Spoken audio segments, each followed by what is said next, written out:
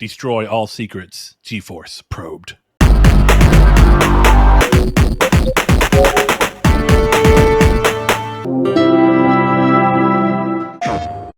Hello, and welcome to Triangle Squared, a PlayStation podcast. I'm your host, Brett Beck, and alongside me, as always, is Mr. Saul. Bridges, bringing you guys lucky episode. Dang, I forgot what episode we're on entirely. 229. 229, that's right.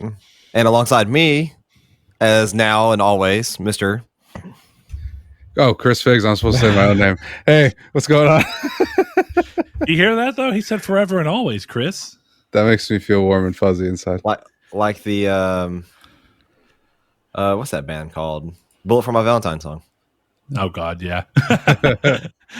Oh, boy. Let's see. I love that this looks like it's not recording my audio at all, but I'm just going to have faith that it is indeed recording my audio. On my side, I see like audio waves. Yeah.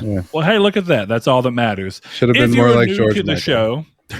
If you are new to the show, stick around where you can find out where you can watch and or listen to us and be part of the community. But for now, we like to start off the show in the time-honored way of getting a feel for what everyone has been doing in the show throughout the week, what games we've been playing, so that you can ask us whatever questions you want to, if you have any, as well as just get information about what we got going on. So, Chris, I'm going to start with you again. What you been playing this week, bud? Tales of Arise, Deathloop, and Apex Legends. That's your holy trinity for the week? That's my holy trinity for the week. It's really more like a holy singular thing. I've been playing most of Tales of Arise, yeah. Yeah. So on Deathloop, because spoiler alert, it's what I've been playing too. How far, like, if you had to give an hour count, or it's a little hard, right? The thing about Deathloop that's hard is everyone is going to be somewhere else because of the fact that it's entirely based on how good you are at getting through the loop. Yeah. Yep. So, I mean, if you could say tutorial. Something, that's it. Okay. Like I can now protect the loop, and that's how much I've played. I gotcha. Okay. Yeah. All right. So Tales. Tell me how much you're enjoying, because I know you've been saying a lot about it. So you seem like you're fairly far into it. I know you've been off work for a few days, right? Yeah, I had Wednesday and Thursday off. I binged it. Not really. I played a lot of it. I'm like 20 hours in now. Okay. It's really good. It's my game of the year so far. Do you feel like much has come out, but yeah, do you feel like that 20 hours in is like even remotely halfway, or do you feel like you have zero clue where the end is in sight here?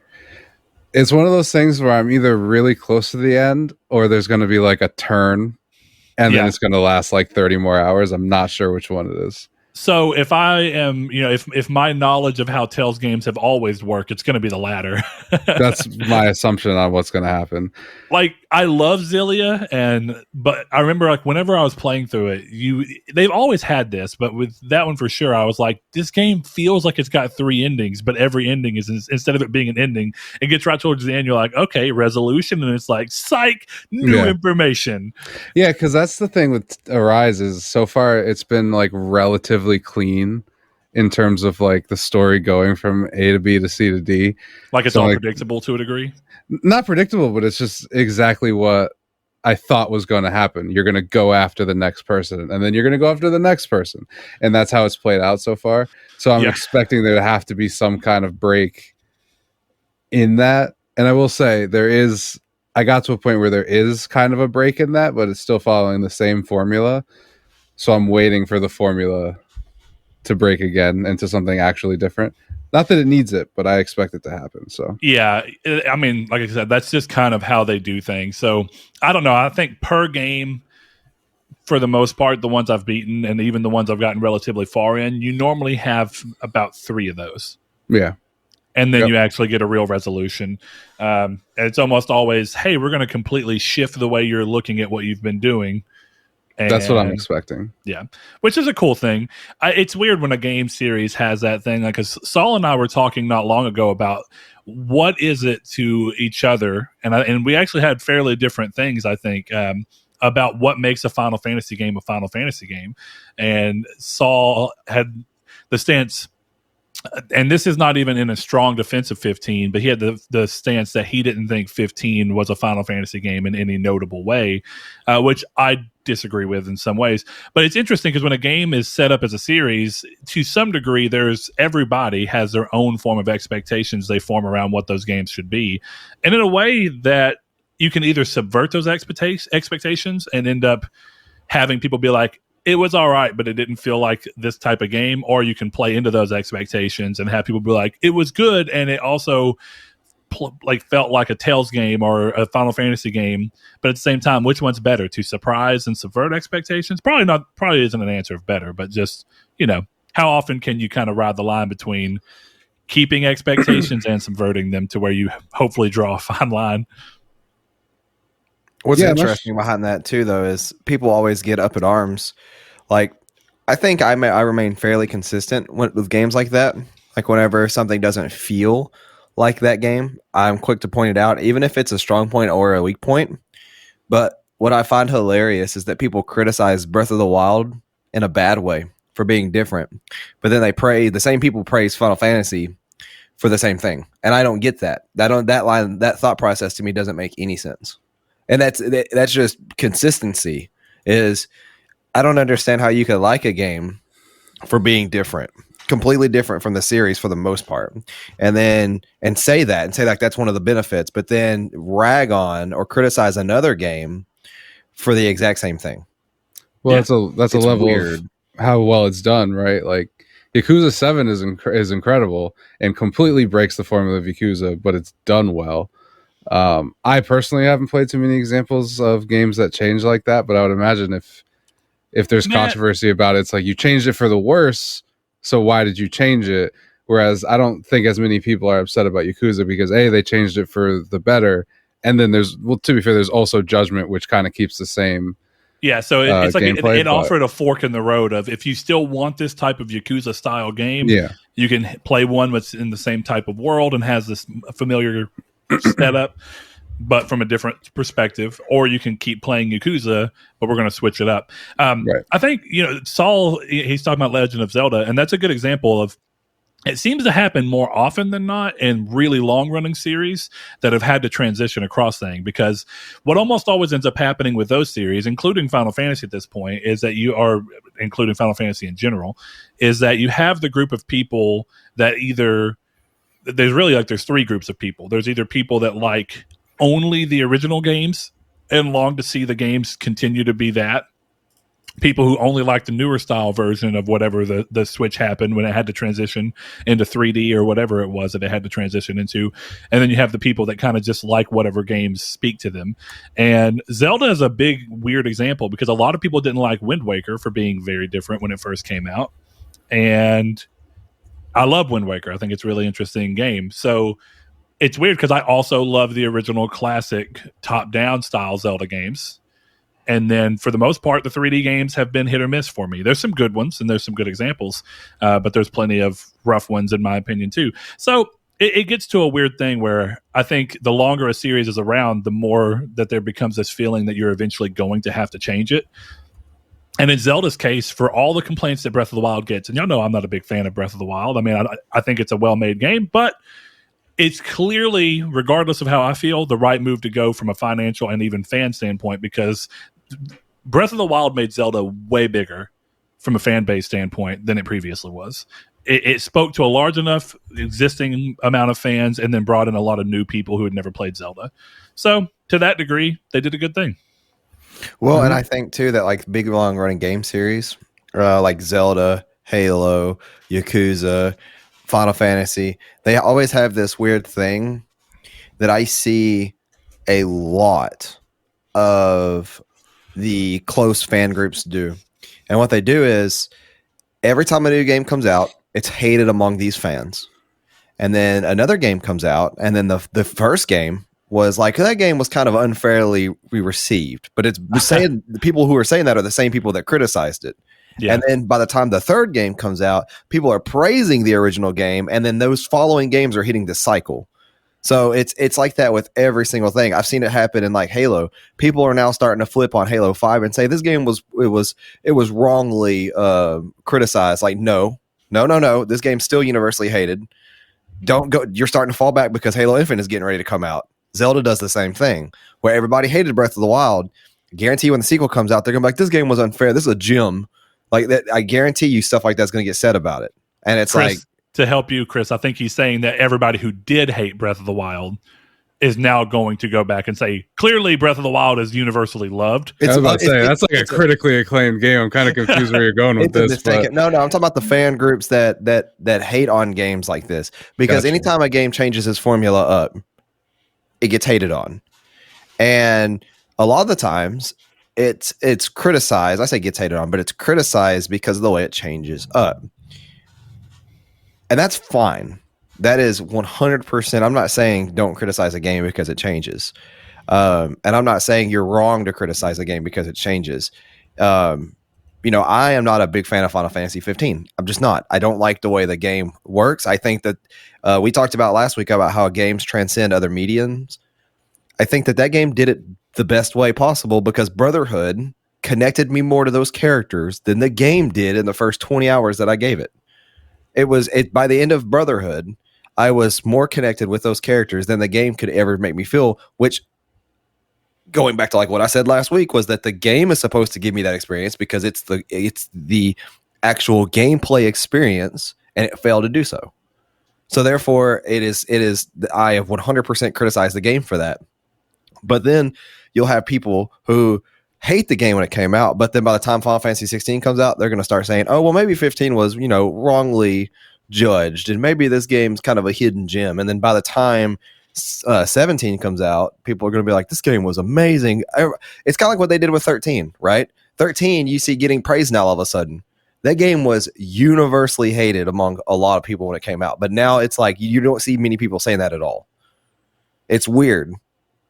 Yeah, I mean, Universal's still a hard thing, right? Because a lot of these games sold well. Like, for all the flack that 15 gets, it was also one of the best-selling Final Fantasy games I don't think sales have to do with opinions, though. No, they don't have to. They don't have to, but there has to be, to some degree, there's a correlation. People are buying a game based off of either their actual interest in it, and I think there's a lot of people hide their interest in things that are getting, hate online and subsectors and whatnot because they just don't want to be told, I don't like that you like a game that I think is bad. But across the board, I just think that there are plenty of examples of games that are really every game that comes out, right? Definitely in a series that if it changes anything, but even games that aren't part of a series, there's always a group of people that are going to have something to say. Monster Hunter World is is the best-selling Capcom game ever. Yeah. And brought so many people into Monster Hunter, revived a bunch of fans, and yet there's still a group of people online that think Monster Hunter World is a bad game because it completely changes the Monster Hunter formula. Yeah, and what the problem I have with that is what I'm saying is that those same people will have a subset of that group that will change their opinions when a new Monster Hunter comes out just because that's how they work. They think that now people have moved on past it. It's now the cool thing. It's not cool to hate it anymore, so they actually won't hate it. Yeah, basically they feel validated in their reasoning. So contrarianism, where no matter what, you're going to be on the opposite. Because as time goes on and people are no longer thinking about Final Fantasy, you had to hate it because people were talking about if they liked it. So it's like, now I'm going to hate it. And then you flip around eventually and become the person who's like, well, now that Final Fantasy is not really being talked about much in 15, I'm going to go and sing its praises a little bit and be like, you know what?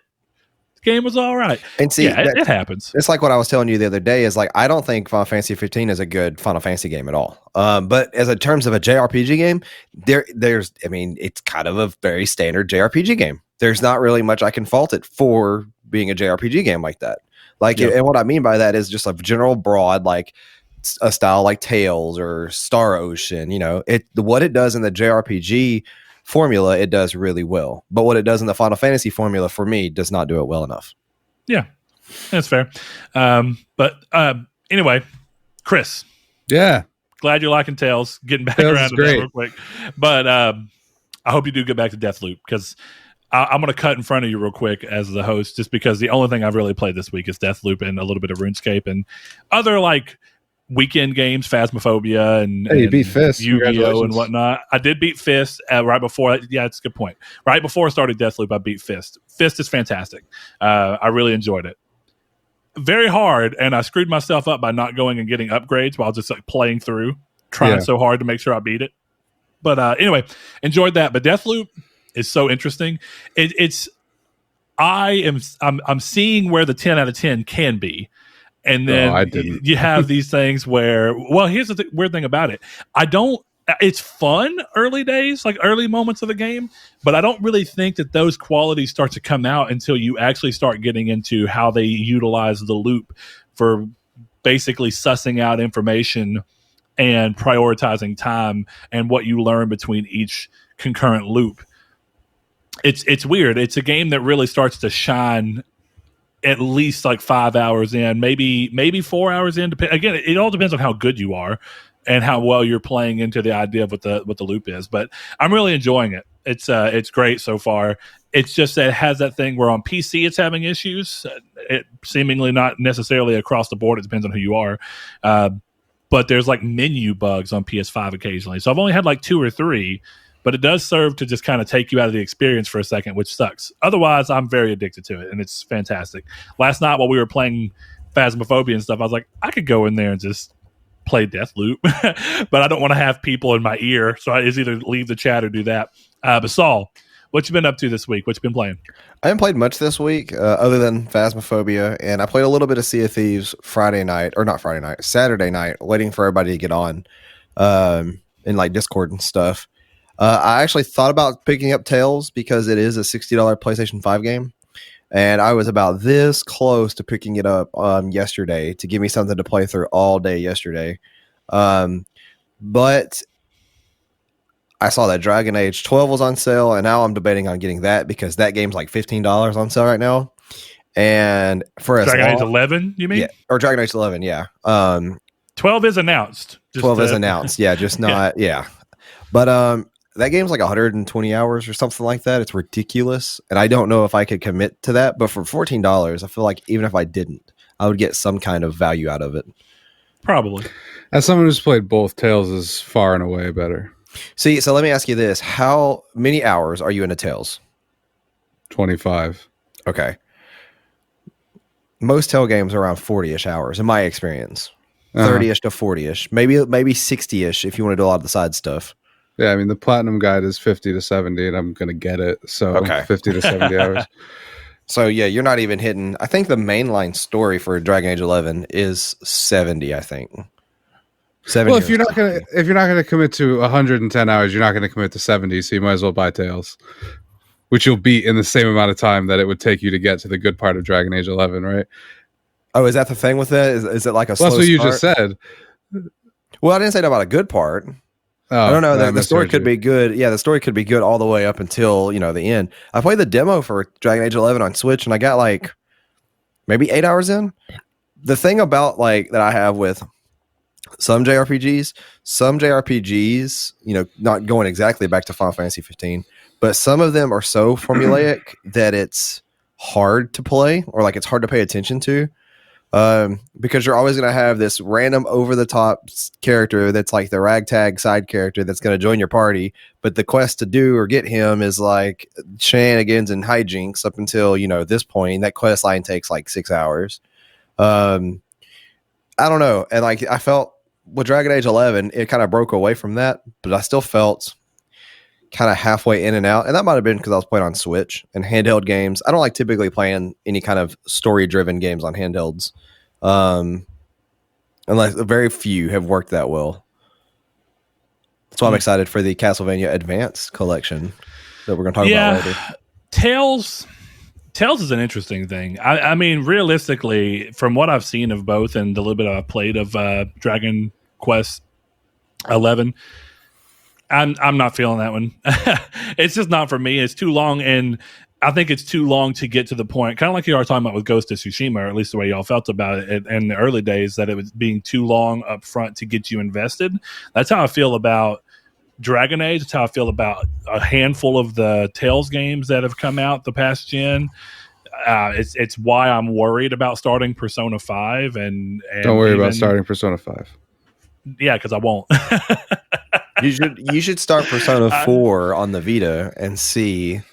I kid, Chris. Who knows? Monday I might, but it's just you won't. I'm be honest. I don't have it. Probably not. It's the same reason I will never try Assassin's Creed Valhalla, because there's no way I'm going to beat that game. And if I'm not going to beat it, I don't see the point in really even playing it because it's too long. everything I've seen about it is, and it's exactly how I felt. I wasted, in my opinion, 25 hours of me playing Assassin's Creed Odyssey just to drop out of it because it just was boring and didn't care about my time. And I'm not saying that the same thing will happen there, but the fear is enough to make me go, is that 25 hours I may put into it and then fall out better invested in the game that I can play and beat and experience the whole story in the same time period?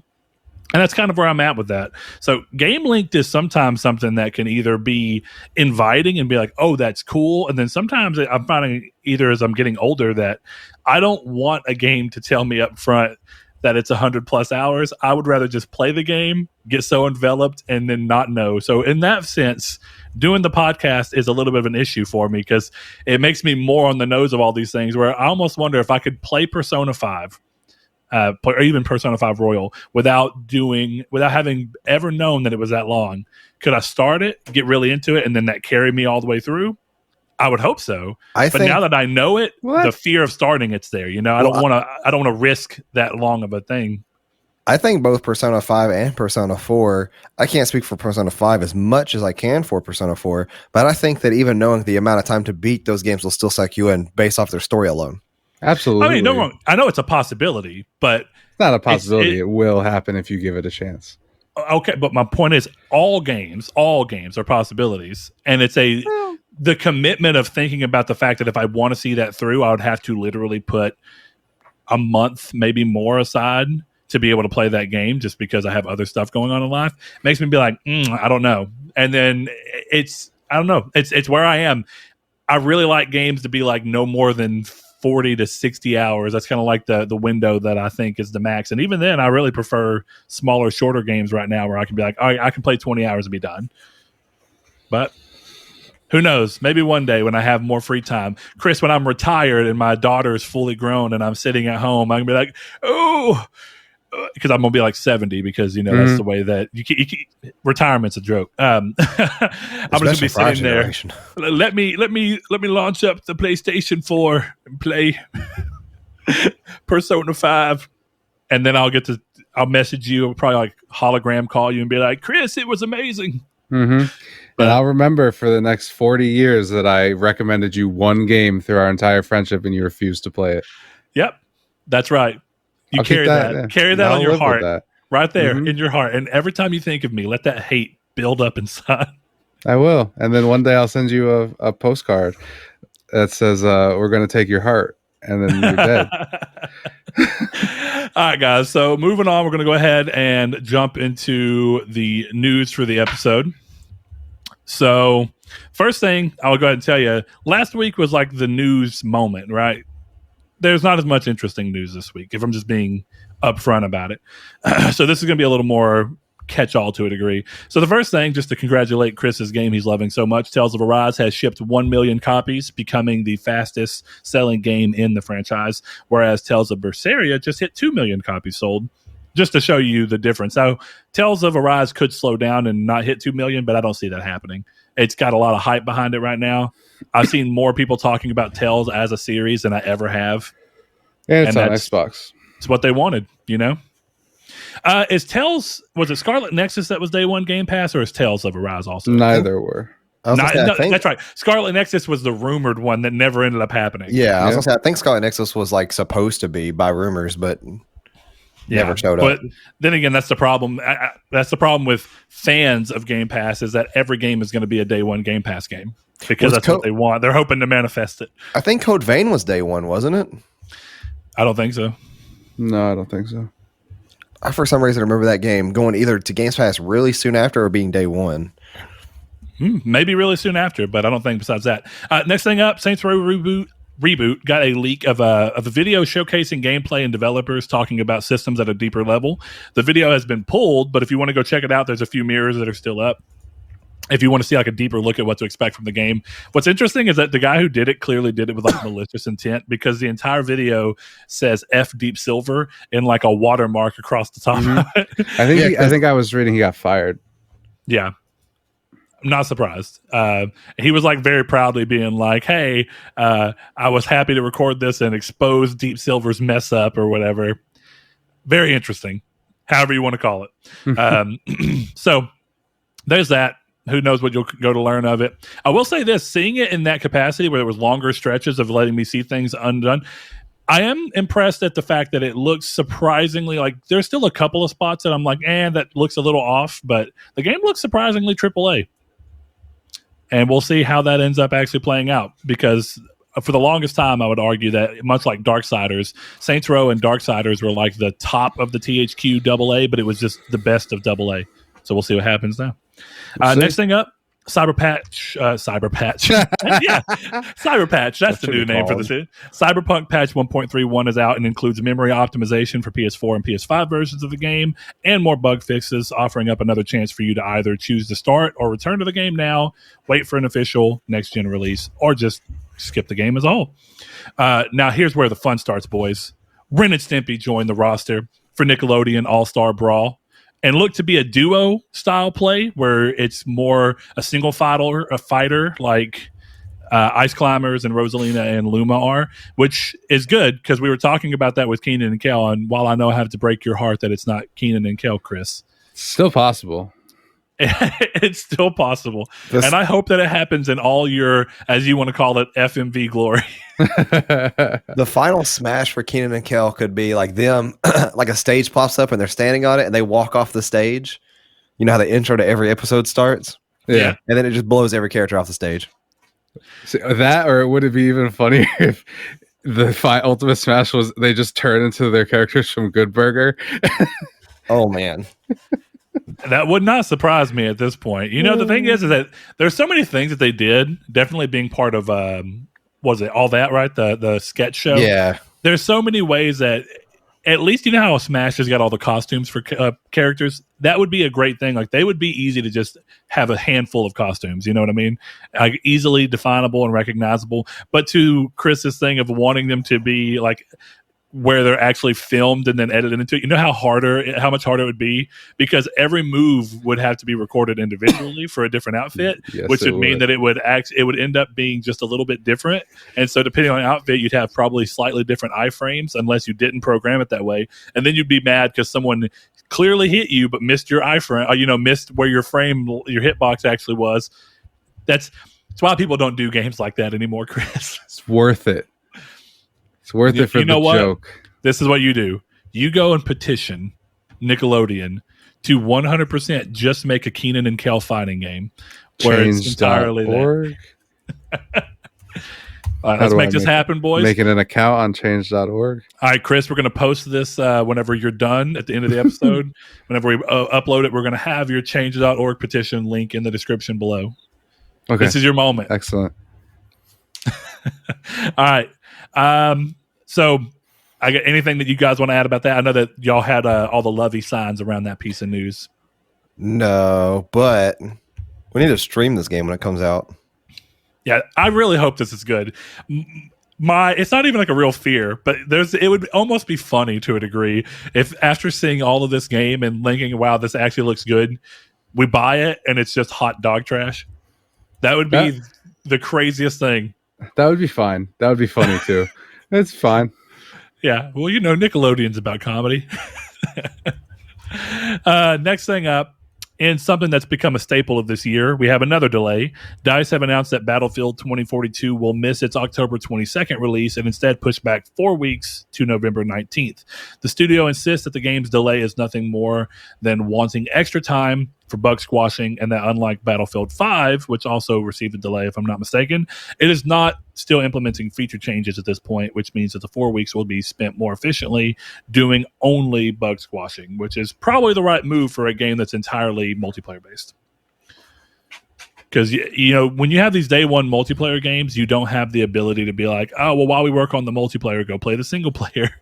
It's either you're playing it or you're not. And if the Sony 2011 PSN hack proved anything, even games with single player stories aren't immune to that, because MAG almost completely died because of that, which it basically did. SOCOM 4 completely died because of people not being able to play it for a month.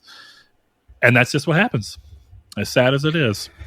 Yeah, I'm looking forward to Call of Duty, not looking forward to Call of Duty, actually, but I am looking forward to Battlefield. So this was a little disappointing, but as long as the game is good, it'll be fine. So you brought up Call of Duty, which I noticed you didn't say whenever you said what you'd played this week. Well, I'm very aware of the fact that you played the Call of Duty Vanguard beta because you would not stop commenting about how bad it was. Or not even bad. Two things. You didn't say bad either. You also just said how underwhelming that it was or whatever. Yeah, it's just boring. I don't know. I think I'm just done with Call of Duty after 15 years of my life. But it was just, I played it and I was just very much like, okay. Welcome to the other side, Chris. I'm proud of you. You finally graduated. Yeah. I mean, Battlefield's the same game, just grittier. So who knows? But yeah, it's the same game, but it's got bullet drop. That's what I remember back when I worked at GameStop. It was Call of Duty sucks. It doesn't even have bullet drop. Yeah. No destructible environments, which Call of Duty actually does have, by the way. It does now, for sure. So does Red Faction on PS2. So, yeah, that's also true.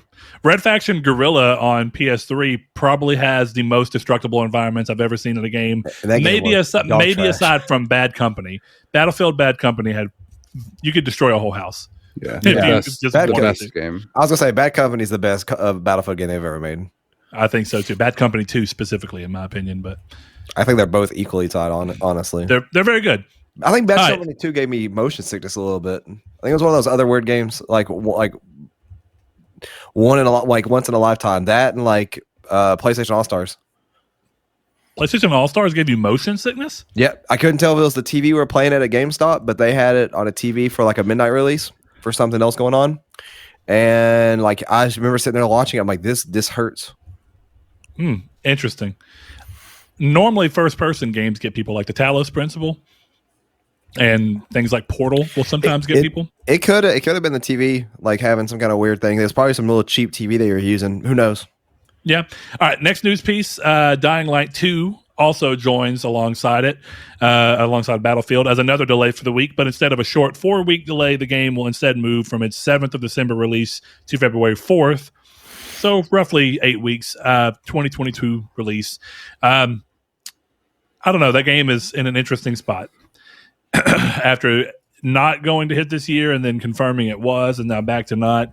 I don't know why anybody's actually put a real date on anything and said we will for sure make it this year. Not a good look right now because it's just seems like delays are more of what's going on, and that's okay, but it's part of it. Let's see. Next thing up, Marvel's Guardians of the Galaxy has gone gold. So while Cyberpunk has hurt our trust, the chances of it being delayed ahead of its October 26th release are virtually zero. But you take that Cyberpunk lesson and you put it in your heart and you remember it every time a game goes gold. That technically speaking, we have finally had a game go gold and then still get delayed. It has happened. What a crazy thing, too, because what do you benefit from going gold, printing it on a disc, and then having a crappy disc version out there? I don't know. It's just weird. If you're going to delay it, just be like, yeah, we're going to delay the gold as well. But they clearly just assumed no one was buying them or doing that, so who knows? Ridiculous either way. I almost wonder if their pre-order numbers were overwhelmingly digital, so they were just the disc doesn't have to be that big of a deal. But yeah, who knows? Okay, this is one of the bigger things from the week. THQ Nordic, the company that bought out the rights to THQ when it went under, has been around for 10 years now and decided to show 6 new games of its many they have in the burner, as well as updates on a few others as part of a celebration. The game announcements were as followed. We got what PlayStation already leaked earlier in the week, which was Destroy All Humans 2 Reprobed, so a remake of the second game, following after the remakes they did of the first game. And, of course, continuing their legacy of pun-filled taglines as part of the names behind their remasters and remakes. I actually enjoy that. It makes more sense in the comedic style of Destroy All Humans 2. Also, that reveal trailer was awesome. As soon as I started hearing Rammstein, when it first popped on, I said, no way. And then I just had a blast the entire time while they were doing America. I never played the second one. The second one's a lot better than the first one, or it was on PS2. The first one's still a good game. Yeah, see, we rented the first one a lot. We never owned it, but we rented it. It was fantastic. I haven't had time to get around to the remake of 1. But people said that it actually streamlined a lot of the things of the game and made it a lot better. So, Chris, I'm so proud to announce, has made his Keenan and Kel Nickelodeon All-Star Brawl change.org petition. Please sign it. Look in the description of the podcast video. and we will see if we can make change in this world. I only live for positive change. So, Chris, I know you're excited about Destroy All Humans 2. What you thinking? Yeah, I'm glad it's happening. I'm a really big fan of those games as I was as a kid. So I'll certainly play it. I think those games are very underrated gems. So I think so too. Did you ever get around to playing the remake of the first one? A little bit. I played like an hour of it. Typical fashion kind of thing. Yeah. I'll get back to it. I download it, I play an hour, and then I look on my phone as you download Zestiria and Berseria as you're playing a 70-hour game and thinking, he's totally going to start those immediately after. Oh, yeah. I'll definitely start. You'll start them. Yeah, you'll start them. That's about it. Exactly. That's all that's important. So hopefully you get to enjoy Destroy All Humans 2 Reprobed if you have any interest in it. But regardless, that trailer was great because it did the thing that you want, right? Where you get the little CG opening intro, and then they showed gameplay stuff for a second, kind of showing the things go off. So pretty cool. Interesting to see when we're going to end up getting that. But next game up is Outcast 2, A New Beginning, which is interesting because I would imagine, as even they said, most people did not play the original one because it's an older game. So while you may have, the original game came out in like 99. They did do a remake of the original back in 2017. I can't remember what the actual subtitle for it was called. I think Second something, what was it? Outcast Second Coming or Second Contact. So if you want to play that and see. Yeah, I looked at it because I thought, well, maybe it's a sci-fi game, but I don't know. It doesn't look like it's up my speed. Cool to see them coming back and doing niche games like this. Expeditions Rome was the other one, and it's more of an update on a game that I think we already knew about. It's an isometric tactical turn-based RPG that you have with companions. I like the way it looks, but I don't know if I'd end up playing this or not. It's an interesting idea, and I was also really surprised to see how many of the games they revealed looked very PC-focused, and even though they may come to console, it was interesting to see so many third-person isometric strategy or real-time strategy and whatnot games in this whole showcase. Next thing up, MX versus ATV Legends, which was shown as the next entry in a very long-running series at this point. I like those games, but never enough to spend $60 on them, and that's about where I'm always at. Some of the most fun I've ever had in my entire life came from ATV Off-Road Fury 2 on PS2, and it's banging soundtrack. I can honestly share that same sentiment on every single game that they've announced. It's like, these are all cool games. I'm not going to spend $60 on any of them. Maybe Destroy All Humans 2, but I don't think that's going to launch at $60. I don't think the first remake did. I want to say it was a $40 or $50 title. $40. Which is cool considering that they actually did a large number of changes to the game. But that's what I was going to say, because I actually was going to buy it at $40. And it's on sale right now, I think, actually. Like for like $10. I mean, it'd be a good time considering you just announced the second one. We announced the second one. Please buy the first one for cheaper. Next thing up, Superpowers 3, a real-time strategy geopolitical sim. Those are never my thing, but I know people who absolutely adore those games. Yeah, I'll play that for 1 hour and then quit. I love Crusaders. Crusaders I know you 3. do. I played like a solid 3 hours. Fuck, screw you. Look at you go. I'm just kidding. No, I played a bunch of 200% increase on what I said. I'm so proud of you. Exactly. Okay. You didn't believe in me. I didn't. I'm so sorry. Next thing up is a sequel. It's a game we already knew about of Elix 2 Fantasy Action RPG. The first game, it's made by Piranha Bytes, and I can't remember. I think that they're the people behind Arcane. Trying to remember what game they made before. They remind me of Spiders, the team behind Greedfall, where every game they put out, I'm like, I'll be mildly interested for a second, and then I'll play it for a little bit, and then be like, oh, shame. So my hope is that this game can actually be what Greedfall ended up being for Spiders, where it's like, oh, they actually made a game where every bit of promise that the game had was met with gameplay. That remains to be seen. We'll see what happens. Those remain to be seen.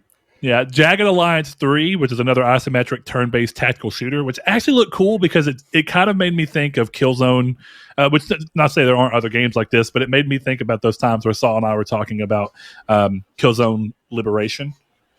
And there's just something cool about that kind of turn-based. The only thing about that is I wouldn't want it to be turn-based personally. I really love the idea of Killzone Liberation, keeping it where it's still third-person isometric, and it's still very tactical, but it's real-time. I would love to see that. But still, that actually looks surprisingly good. Yeah, that's neat.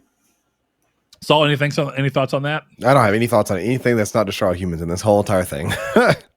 I would say I don't have much on this either, but that's also because I never played Battle for Bikini Bottom. But the next and final game that they shown was SpongeBob SquarePants: The Cosmic Shake, which is, of course, a 3D platformer if you don't know what that is.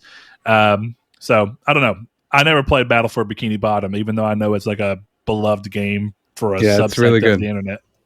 So, what kind of game is it? Because someone was explaining to me, and it was like it's open world, almost like a Simpsons Hit and Run or a Grand Theft Auto style game. But I don't know how true that is. That's pretty much what it is. Yeah, it's a platformer in an open world. I would say it's kind of open-ish world, like open level.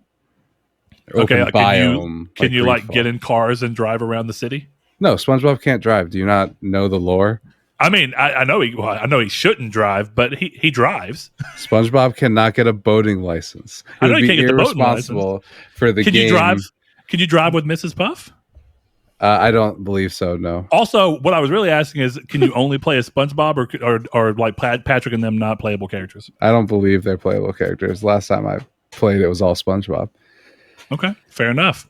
All right, that's that. Interesting to see them finally come on, because do you remember a while back, right? They were talking about how they had like 60 games. And while I'm sure some of those just released and got announced in more traditional ways, when they did this, I was like, this could either be a ton of really interesting things. Like, of course, what you were talking about before, right? Setting your own expectations. I wasn't leaning too heavily on them, so I'm not mad or disappointed.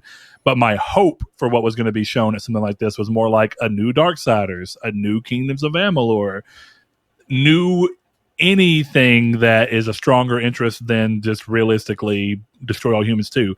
Fine showing, interesting showing games that I don't think have a lot of entries going on right now in a more indie space. So interesting as it is, it's just where we are. Now we get to something that Saul's apparently excited about, and that is that the Taiwan Digital Game Rating Committee, as well as plenty others at this point, have leaked a rating, or leaked basically by rating, Castlevania Advanced Collection for consoles and PC. The name would imply that it's likely the 3 GBA era games in the series, which are Circle of the Moon, Harmony of Dissonance, and Aria of Sorrow, all grouped together in a single package. Aria of Sorrow is a great game. It's the only Game Boy Advance one that I played. So that's, I'll say this, between Symphony of the Night, the other two, like the top 3 Castlevania games for me is Aria of Sorrow and Dawn of Sorrow. I love... Is Dawn of Sorrow the DS one? Yes. And that was the one that had the coolest mechanic of like when you're fighting a boss, a rune would pop up on the touchscreen. You had to draw it to seal the boss away. It was so dope for something back in that time era. And Harmony of Dissonance is really good. Circle of the Moon is okay. I think I've played that one, and if I did, I don't remember the main character. Like, I remember what he looks like. I don't remember anything about him. I know he's not Soma Cruz, and Soma Cruz is, of course, Aria Sorrow and Dawn of Sorrow. Yeah, but I'm hoping this comes to Switch, because these are perfect. It is like, they're perfect then. Or it was rated for Switch, so that should absolutely perfect games for the Switch. The thing about that idea of the Dawn of Sorrow is that it's a good example of when people say like, oh, that's a gimmick. Well, yeah, but gimmicks can be done well. Yeah, absolutely. Like, and I think that like with the lore of the game plus like what you had to do, and if you messed up, it was like the boss regained HP and you had to hurt the boss. Kill it again. Yeah, it was really well done. And I think that honestly, Soma Cruz is one of the best Castlevania characters. I know that that's a very big hot take in that many people agree with that. I just like Soma Cruz. I like his design. I like the games he's in. So yeah, I'm super excited for this. Well, this is unfortunate because I'm struggling with how to make it happen, because the hardest part with making DS games come forward is that a lot of DS games were designed with 2 screens in mind. Yeah. And it's really hard to put that down into a single screen experience that feels right. would you be excited to see a DS game collection come to console so long as they could actually like Switch? It would actually work, right? If they did it, if Nintendo did it where it's like, hey, we want you to only on Switch release Castlevania DS collection, and then you had Dawn of Sorrow, then they could do a thing where whenever the rune pops up, they just basically either switch over to that screen for a second and you completely do the rune on the touch screen and then let it go. But doing that on consoles would be really hard because how do you pull that off? You quickly switch over and then do it with a controller. You could use touchpad on PlayStation. Yeah, I was gonna say it'd be clunky, but like I could imagine like the rune screen would pop up and it would kind of like slow the game behind it down, where it's not 100% like stop, but it's slowed. So you still have like this kind of like I got to do it fast kind of thing. And then you can use your touchpad on your PlayStation, the touch screen on the Switch. It could also be used with like a right analog stick to like trace it, or of course your mouse if you're on computer. I think that would work okay. I feel like I don't think that the idea of using the analog stick would work very well. I think that would end up being a thing where it would need to be something else. I honestly don't think that and it's been since that game came out like 2003 that I played it, but I don't remember them being superly intricate, and I remember them being like it was like a start to finish line. So like I think an analog stick could work. Oh, if you almost like set it and then say all you're doing is dragging it up at an angle, down at an angle. Yeah, like you have to over at an angle. Yeah, like you have to follow this line in this one continuous motion without messing up kind of thing. You could do it. Yeah, I wonder if they'd be willing to do that because of the fact that you'd have to re-engineer that part of the game, like to your memory. Because I've never played that one. Were there other mechanics that heavily relied on the second screen, or was it primarily that one? Map being on the bottom, I'm pretty sure. Well, that's easy. That's easy to fix. Yeah, I think that was it. I might be wrong, but it's been forever since I played that game. The one downside of that game is fairly short, or either that, or I was on fire at that Castlevania compared to Symphony of the Night. I mean, maybe so. I wonder how easy that game is versus Symphony of the Night. It's definitely not easy. It's definitely not easy. I will say from my memory. Yeah. I don't think it's obviously not as challenging as like Castlevania 2, but it is not easy. So there's that. Okay. Well, that's cool. I'm excited to see that because some of those games, like I've heard really good things about Harmony of Dissonance. Harmony of Dissonance is good. Just never played it, and I'd be willing to replay Aria of Sorrow. That's a great game. My biggest concern is how are they going to look coming up to modern TVs and whatnot? Because it's kind of like the talk between like the pixel remasters for Final Fantasy, where it's like, are you going to make big changes? Are you just going to stretch an image? Are you going to do like the Mega Man collection did, where you actually cut my screen size down to just a square and then put a top and bottom border on it and basically only have me using half of my, 50% of my usable screen ratio to make it not stretch too far? I wonder what their solution is there. Yeah. But we'll see. Yeah, hard to say, but I'm not a big fan of borders. I don't want those like how Mega Man did. Yeah, I don't really care for that much either. Yeah, and I also just I find I'm weird. I would almost rather you just say we're just going to stretch the whole image as long as it can resolve down to a fairly all right resolution. Just stretch the whole image out, But who knows? We'll see. I guess I haven't gotten around to playing any of the first. What was that? The collection that they had that had Rondo of Blood and whatnot in it. I never bought that one. But that's okay. I mean, the games that were in it, I have those. 1, 2, and Rondo of Blood. I think Symphony of the Night might have been part of it. I don't think so. If it is, I missed that. Or you might be right. Let's see. Castlevania Collection. Castlevania Anniversary Collection is what it was called. And let's see what games it says it has in it. It looks like it's got Castlevania 2, Castlevania 3, Super Castlevania 4, Castlevania The Adventure, Belmont's Revenge, Bloodlines, Kid Dracula, which had never been released over here apparently, and then History of Castlevania, Book of the Crescent Moon. What is The Adventure? Oh, it's a Game Boy game. That makes sense. When you said Castlevania Adventure, I automatically was like, what in the world is that? This is the first I've ever heard of this game. Yeah, so I guess they didn't have one. Adventure. Well, I didn't see Rondo of Blood in there either, though. Yeah, I guess but they introduced Belmont, so who knows? I assume Rondo of Blood would be in it, but then again, they're probably saving their two like the big hitters for their own collection. Yeah, or their own. It's probably going to be Rondo of Blood and Symphony of the Night in a single collection. That'd be kind of cool, actually. Okay, anyway, that's that. Next thing up, Lords of Sorrow, Lords of Shadow. What was the 3D? Yeah, the 3D one. The PS3 one. Yeah, awful game. Well, okay, the first one I didn't play, but I remember people talking really fondly about it. What? And then they did. Yeah, Lords of Shadow 2 is the one that got crap. The sequel. I didn't like either. I didn't play the second one. I played the first one. I thought it was garbage. I knew a lot of people that really loved that game at the time. I worked at GameStop whenever they were talking about that, and then I left right around the time that the sequel came out. Interestingly enough, the developer behind that is the developer behind Metroid Dread. It is interesting. I guess it all comes full circle. Yeah, they did the Metroid 2 Samus Returns remake for the 3DS as well. So who knows? I think they also did the 3DS Castlevania games, Mirror of Fate or whatever. I never played those. Neither have I. I don't know how well they held up. I think they ended up releasing them on big console as like an HD version or something, but I never played it. So anyway, next thing up, Gran Turismo 7's trailers have all shown ray traced reflections in action. But while many games early in this gen have already impressed with ray tracing, like Spider-Man and really a lot of Insomniac games because it's Insomniac. But there's been a handful of games that have shown off it working well, surprisingly.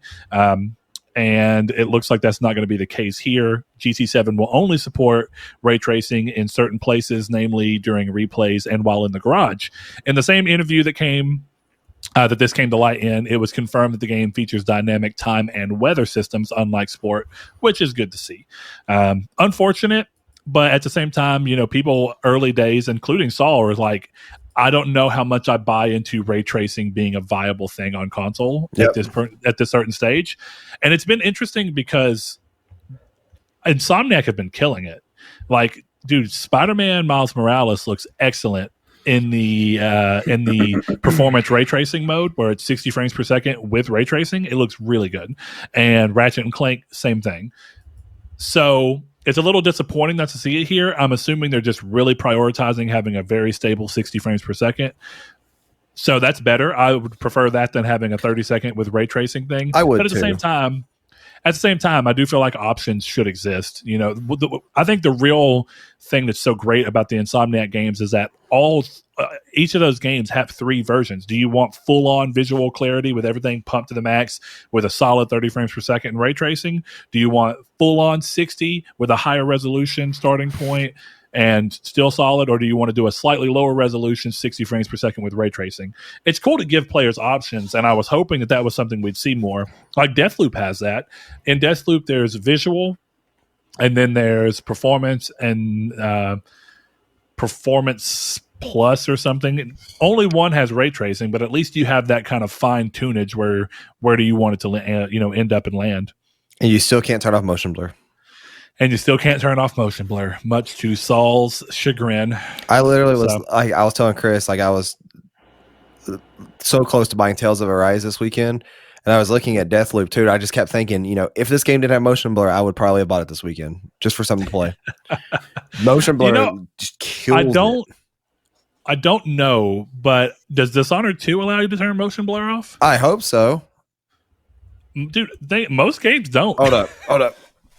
We're gonna do this. It's a game theory. We're gonna test this right now. I have it installed on my Xbox. This is the cool thing about doing this show from home. We can answer this question right now. My lighting's gonna change. It's fine.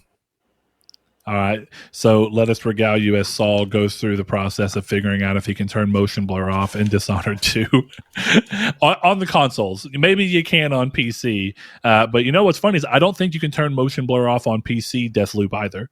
So I don't think it's necessarily which system are you playing on thing so much. Chris, are you a big hater of the motion blur, or do you care much? Only if I notice it. See, that's kind of my answer. There are games that I've been like, that's too much. You're doing something weird here. I will always I'm a big fan in 60 frames. There's no way. I'm a big fan of the way that, like, okay, did you like the way that Demon Souls did it, where it's per object, where it's not screen? I didn't even see it because I turned it off. Now, when you had it on, like at your, it looked fine. Yeah, right? No, it did not. That's how I knew immediately to turn it off. I disagree entirely. The way that game does it, where it's not the entire screen, because it doesn't bother me and I don't care. It doesn't stop me from playing games. But when it's entire screen motion blur, where you turn and everything that's in frame just blurs equally, I'm not a big fan of that. I mean, it's fine if you can't turn it off, but I like per object motion blur, where if you move a sword, only the sword blurs to a certain degree, and the rest of everything else stays clean because everything else wouldn't be affected. So I'll say this right now: the menus for Dishonored 2 are gorgeous, and no, there is no motion blur in the menus. So I'm trying to go immediately into the tutorial to see how this looks because I've never played this game before. Oh. Well, sad day for you, Saul. While you're doing that, I'm going to go ahead and hit up the next piece of news. PS5's next software update hit and brings with it some UI changes that give you extra control over the control center, as well as separating PS4 and PS5 versions of games into their own tiles and marking games with which system that they are for on that given tile. The ability for all users to expand their storage with M.2 drive support came. The ability to choose between 720p and 1080p streaming resolution for PS Now. Trophy tracking that allows you to post up to 5 trophies to the cards section in the control center. And finally, the ability to utilize the system's 3D Tempest audio with TV speakers, as was announced during the reveal with Mark Cerny, have all been added. There are some other features that are smaller that they've put in, like a new accolade and things like that. But those are your bigger overarching things that are going on here. So to that end, I'm really glad to see a lot of this. I think that the PS5 UI, while pretty, has been pretty inefficient in comparison to the PS4s. So seeing this extra level of control in the UI changes were really nice. And also separating out everything so that in your collection you see games as PS4, PS5 versions separately as the individual tiles. I'm a big fan of pretty much everything done here, and so far I'm actually impressed by the 3D Tempest audio from TV speakers, because I normally play that way, and I noticed a big difference in Deathloop. Once I turned it on, it's pretty cool. You update your controller, and then you go there and you set it, and you have to ping your room for acoustics, and you sit where you normally sit, hold your controller up to your face, and then it uses the microphone on the controller, sends a noise from your TV, and then gets your room's acoustics that way. And when I was still playing, when a bullet got shot at me, it almost sounded like it whipped by my right ear, and I was like, whoa, that was crazy. So I'm a big fan of the change so far. Chris, have you been looking forward to any of these changes? Yeah, vertical trophy lists. Oh yeah, I forgot that came with this, didn't it? It did. It's beautiful. Yeah, it looks so much better. Yeah, I've been waiting for that as well. Yeah. Again, UI in terms of form, they had a very uniform thing, but I've not been a big fan of how looking at trophies goes on the PS5. No, I tend to do it on the app because it's still vertical. So now that this is like this, it's there. I wish I did change some stuff on my control center, but then I kept accidentally going over to where it used to be. So I almost shouldn't have even bothered changing it. I haven't done it yet, but I don't know what I want to do, because there's like a safety in the power off being at the end, right? Because you can't accidentally hit the home the center button and then hit X and accidentally try and turn your system off. Yeah. But at the same time, that's the problem, right? Relearning. We complained about how we were used to the PS4 where you held for the quick menu. Mm-hmm. And then just hit to go back to home, and now it's reverse. But I almost wonder if I got on a PS4 now, even though I'm still clumsy on the PS5 with it. I wonder if I got back on a PS4 if I'd have the reverse problem, where now I'm trying to do it the PS5 way. Probably. It bums me out. Yeah, it's a weird move on their part. But I haven't tried the 3D audio. I'll probably set that up before I go to work today. That sounds really cool. But for me, I was just very excited for the because I never got around to buying the Pulse headset because I just didn't really need it. And so in my mind, I was like, well, crap, what am I supposed to do here? I don't really have one that supports it. And I was hoping this would come. But my bigger thing was, while it's easy to control where sound's coming from on a headset, and of course it's around your ear, so you can be like, send it to the right speaker, and they're going to sound like it comes from the right. I was really curious at how well they were going to be able to pull that off on a TV, and I'm surprised at the early setup of it. I'm hoping it gets better as it continues going, but it's pretty cool. I agree. You have any plans with your limitations of storage to upgrade your your storage drive soon? Not for $400, no. Oof. No, but there's When it one that's like becomes- 159 that's 2 terabyte, I think. What?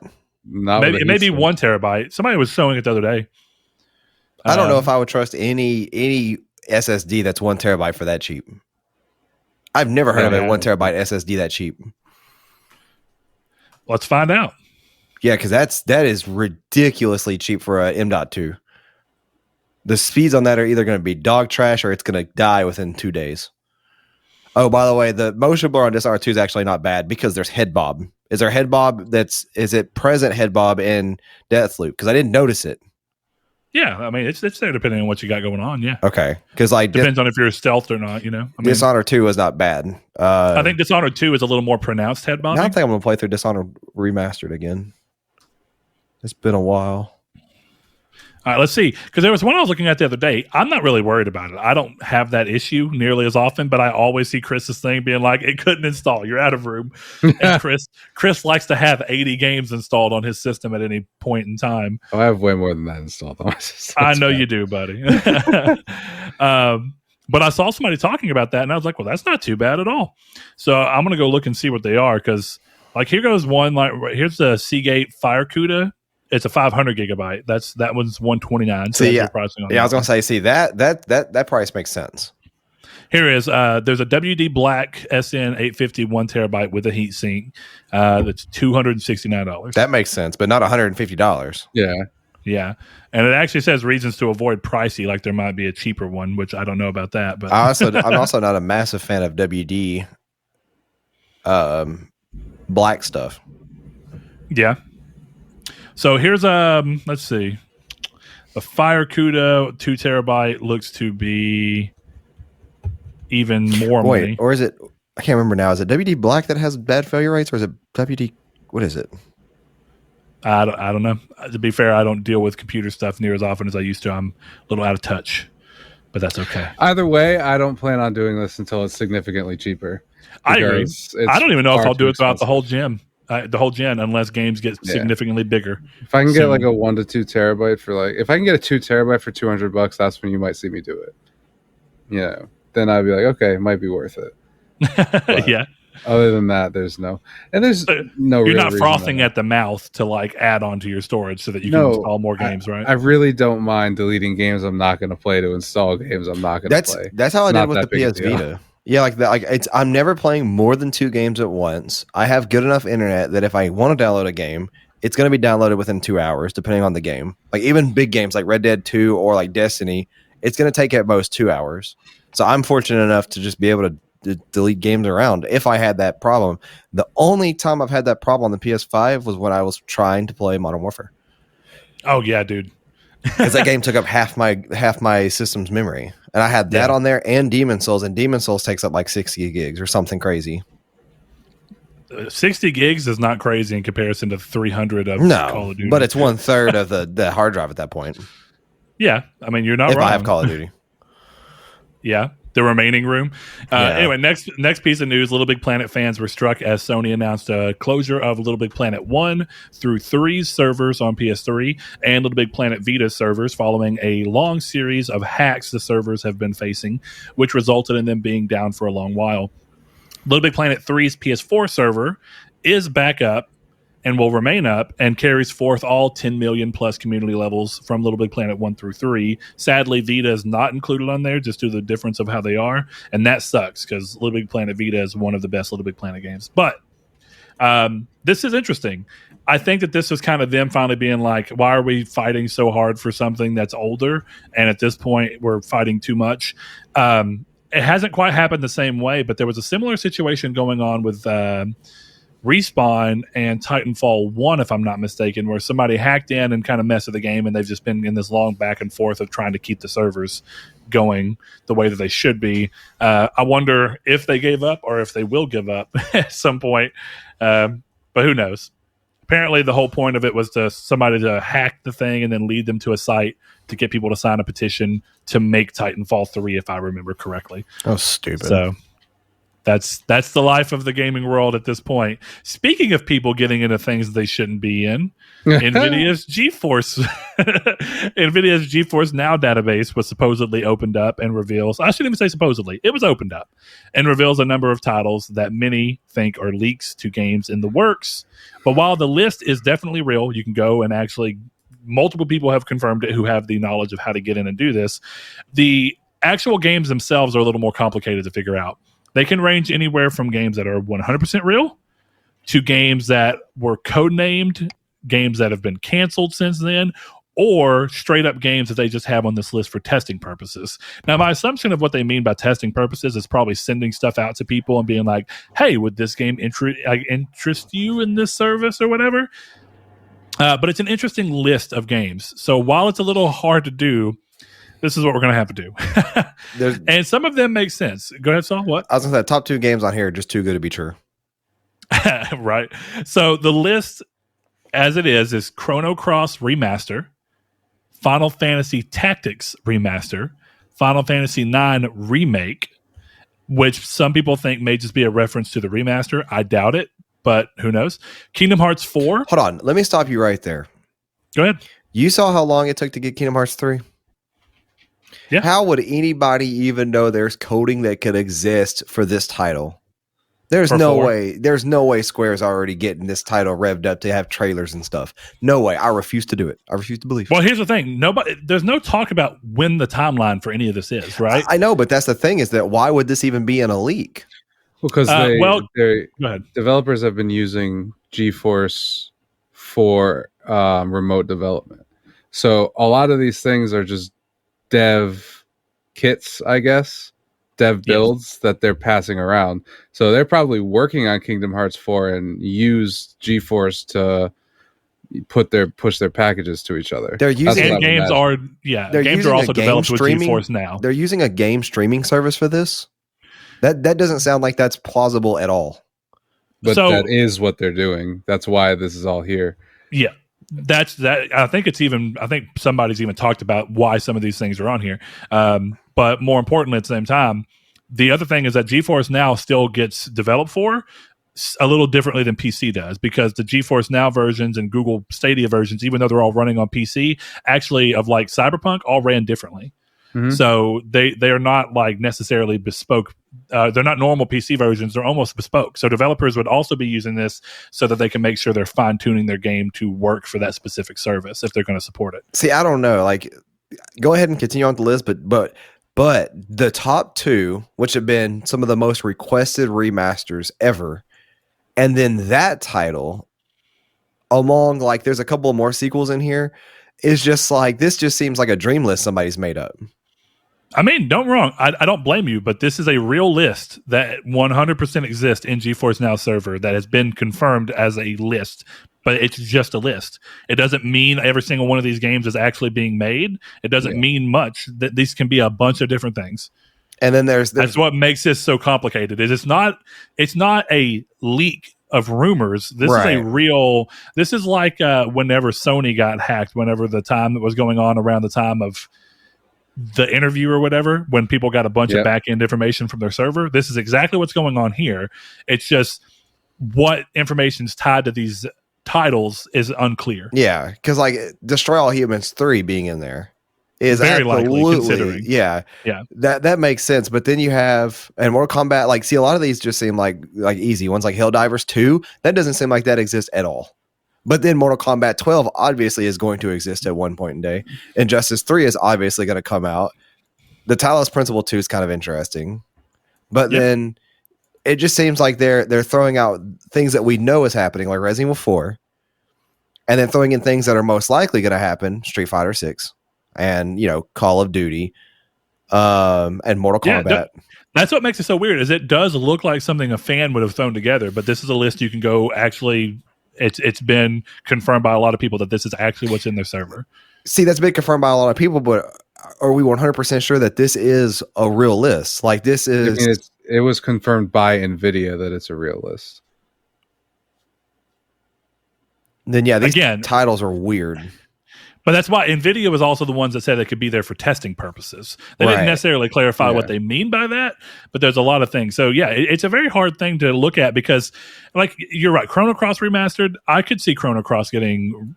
Oh, no, never mind. I'm thinking Chrono Trigger. Chrono Cross Remaster, yeah, that would be interesting. I would love to see that. Now, Final Fantasy Tactics Remaster, I don't think that's as weird. If anything, what we'd actually get would be a Final Fantasy War of the Lines remaster. Yeah. Because that's a remake. We've been Why would you not just use that as a decades? Yeah, everybody's been asking for that. Everybody's been asking for, like the Chrono Cross. Even though it's not Chrono Trigger, it's Chrono Cross. Like, people want that for certain. I want that more than I want Chrono Trigger. I know I'm in the lesser. Yeah. Well, I think the thing is we're clearly seeing a shift from Square Enix anyway, which I think did both of those, where they're willing to do this stuff. Yeah, that's true. We were asking for decades for Final Fantasy VII, and here you go. Your Telltale Final Fantasy VII just came out. And I think a lot of this stuff, even stuff like you mentioned Helldivers 2 being a weird title, that to me is almost a title that lends credence to this, because who the hell would think Helldivers 2 is coming out, except the fact that they might be making that game and we don't know about it yet. See, or that might have been old and have been on that server for a long time, and it's just been something that the developers of Helldivers messed around with, had it on there for testing purposes, and that might be what they mean by that, and now it's just been canceled. Yeah. I think it's more than likely that one. It's more than likely what Brett said, because I don't know, it's just, that's weird. Just, there's a lot of weird stuff in here. Yeah. Well, I mean, to looking at everything, right? There's a lot of Square Enix in this, which actually doesn't surprise me. Square, it looks like their whole thing this generation is trying to turn around what people think of them. The fact that you're getting pixel remasters when Square already came out and remastered every Final Fantasy game with new sprite work and everything, the fact that they're even going out of their way to make the pixel remasters goes to show that they want to change some of the perceptions toward them as a company. And that's why I think, to Chris's degree, I don't think that this is that weird. I actually think that some of these sound reasonable. And Final Fantasy IX Remake could realistically just be a weird thing where at one point they were debating having to remake 9, but then they were able to just go in and find the code off to remaster it. That might be why it's even in there the way that it is. You never know. Because for me, there's only one game in here that I don't believe exists, and that's Titanfall 3. Especially because Respawn said they're not doing it. They're making a Star Wars game. They're making a VR game. And they're making another project. I don't believe they're making Titanfall 3. They're just not doing it. We'll see Titanfall 3 confirmed, but then Demon Souls and Returnal at the bottom. Yeah, so we're going to get into that in a second to a degree. Right. But yeah, this is a... So I'm going to go ahead and smack the list out for anybody who just wants to know it all. So, of course, we stopped on Kingdom Hearts 4, Resident Evil 4 Remake, Street Fighter 6, Dragon's Dogma 2, Monster Hunter 6, Grand Theft Auto remasters, which we now know are basically there. BioShock 2022, Mirror's Edge remastered, Untitled Respawn game, Titanfall 3, Tekken 8, The Talos Principle 2, Crysis 4, Batman Arkham Knight remastered, XCOM 3, Injustice 3, Gods Will Fall, Destroy All Humans 3, Sniper Elite 5, Cities Skylines 2, Fight for Middle-earth, Mortal Kombat 12, Call of Duty Modern Warfare 3 remaster, which apparently was debunked by Activision, but it still may be there because they were testing with it. Helldivers 2. And then lastly on the list is some Sony published titles, which would indicate that would mean these games are looking at coming towards PC, which is not that crazy. God of War 2018, Horizon Forbidden West, Gran Turismo 7, Returnal, Demon Souls, Ratchet & Clank: Rift Apart, Sackboy: A Big Adventure, Ghost of Tsushima. The Sony games aren't even that surprising because they've clearly already said they're looking to bring their games to PC. So I mean, they bought Nixus, so yeah, exactly. But Demon Souls and Returnal being just recent PS5 releases make this list even more shaky to me. Well, but why? If all it is that this is them going through looking at putting on PC, I don't think it's a timeline thing for Sony in terms of development timeline. I think that comes into play a little bit, but I think more for Sony, it's how do we ride this fine line between keeping games as PlayStation exclusives for long enough for fans to not be upset that they bought a PS5 just for the games to come to PC, 3 months later, versus still catching them in the limelight of them doing well and getting more money out of them. Well, see, here's the thing, though. Sony, of all people, who are the most protective over their IPs, in going into even certain circumstances of like Skyrim not being able to have third-party images for mods, they're going to put these lists of games that they're potentially working on openly without using code names of any kind into software that they are not the owners of, I don't believe it. I refuse to believe Sony, the biggest stickler of and the biggest worry of hacks and leaks, are going to put these titles into software that they're even remotely working on, or they're putting in there for future references or anything, and they're not using code names. I refuse to believe it. That's the weird part. Also, is this the same list that had BioShock 2022 on it? Because that's another thing. How is that a thing? Like, I get that. Like, obviously, this could have been in there since 2019, and that was their scheduled area for that. But I don't know. This list, to me, in terms of what it is, I think is just... I would laugh so hard if this was like a GeForce developer who just made like a wish list and put it in there, and like it got leaked. And this is people thinking this is stuff that's actually being worked on. Well, I can tell you, I don't know why that would happen, and then Nvidia come out and say the leak is real, but the list I can't find that.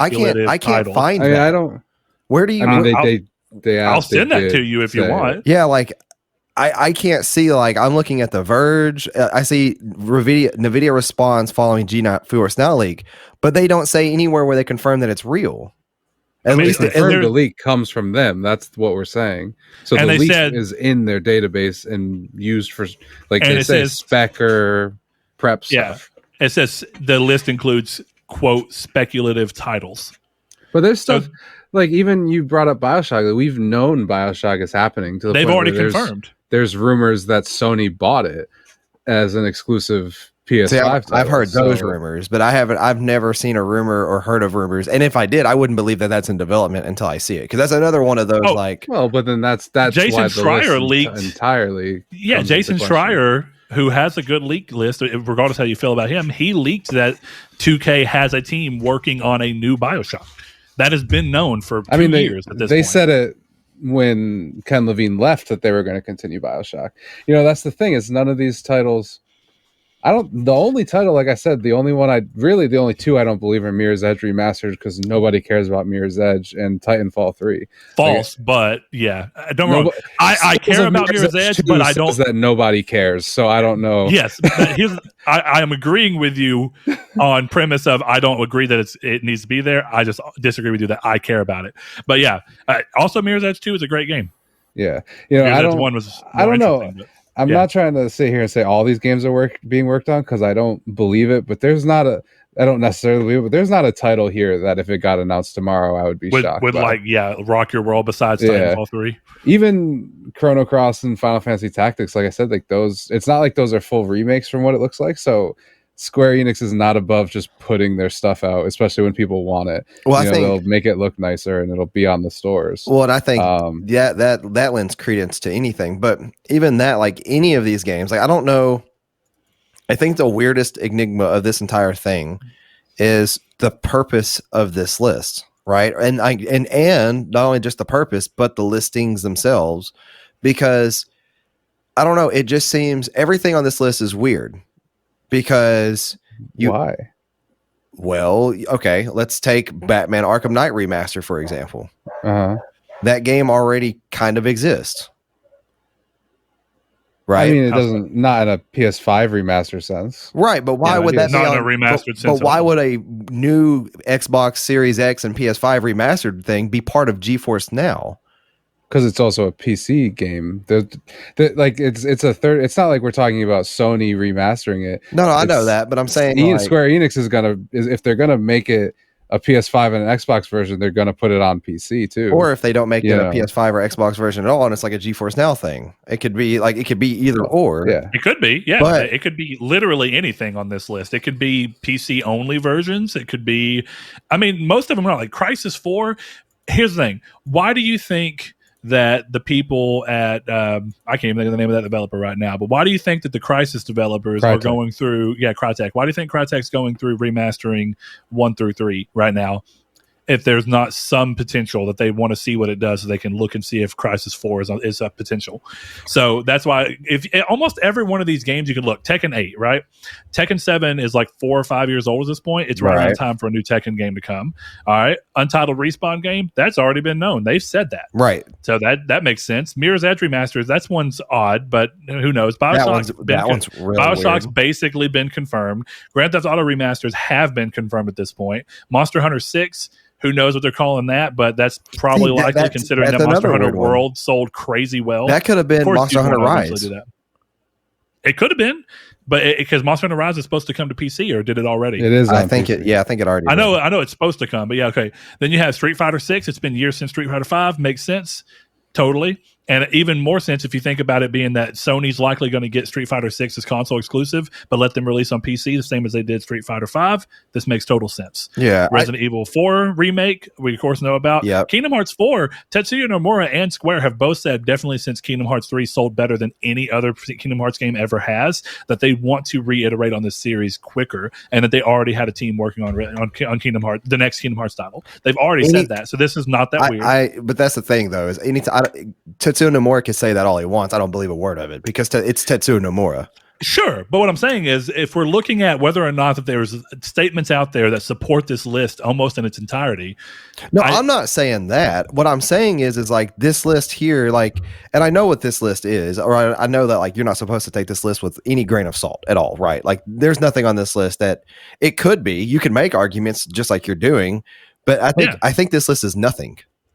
I don't think this list is anything and it could be at all. Like, just how they said that it's for testing and for speculative purposes or purposes.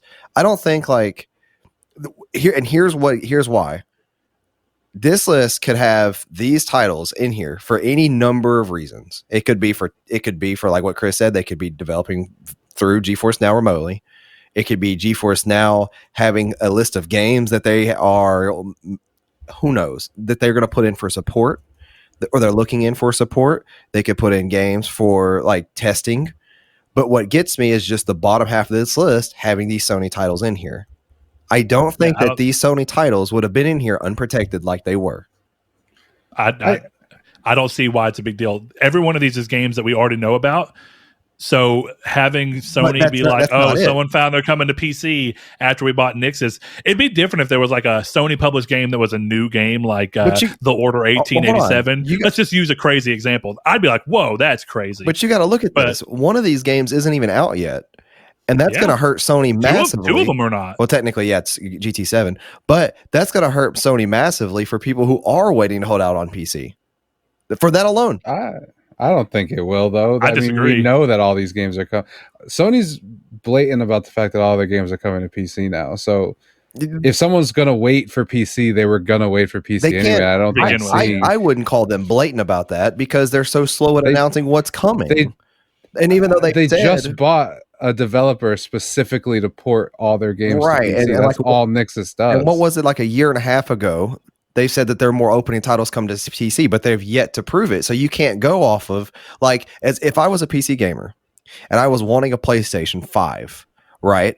I know, judging off of what they said, that they're wanting to put games on PC. Yet we haven't seen them do that in a mass quantity or even in, more than 5 games.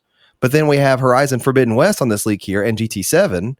And that there would tell me, like, that's a surefire thing could happen. So I'm just going to hold off.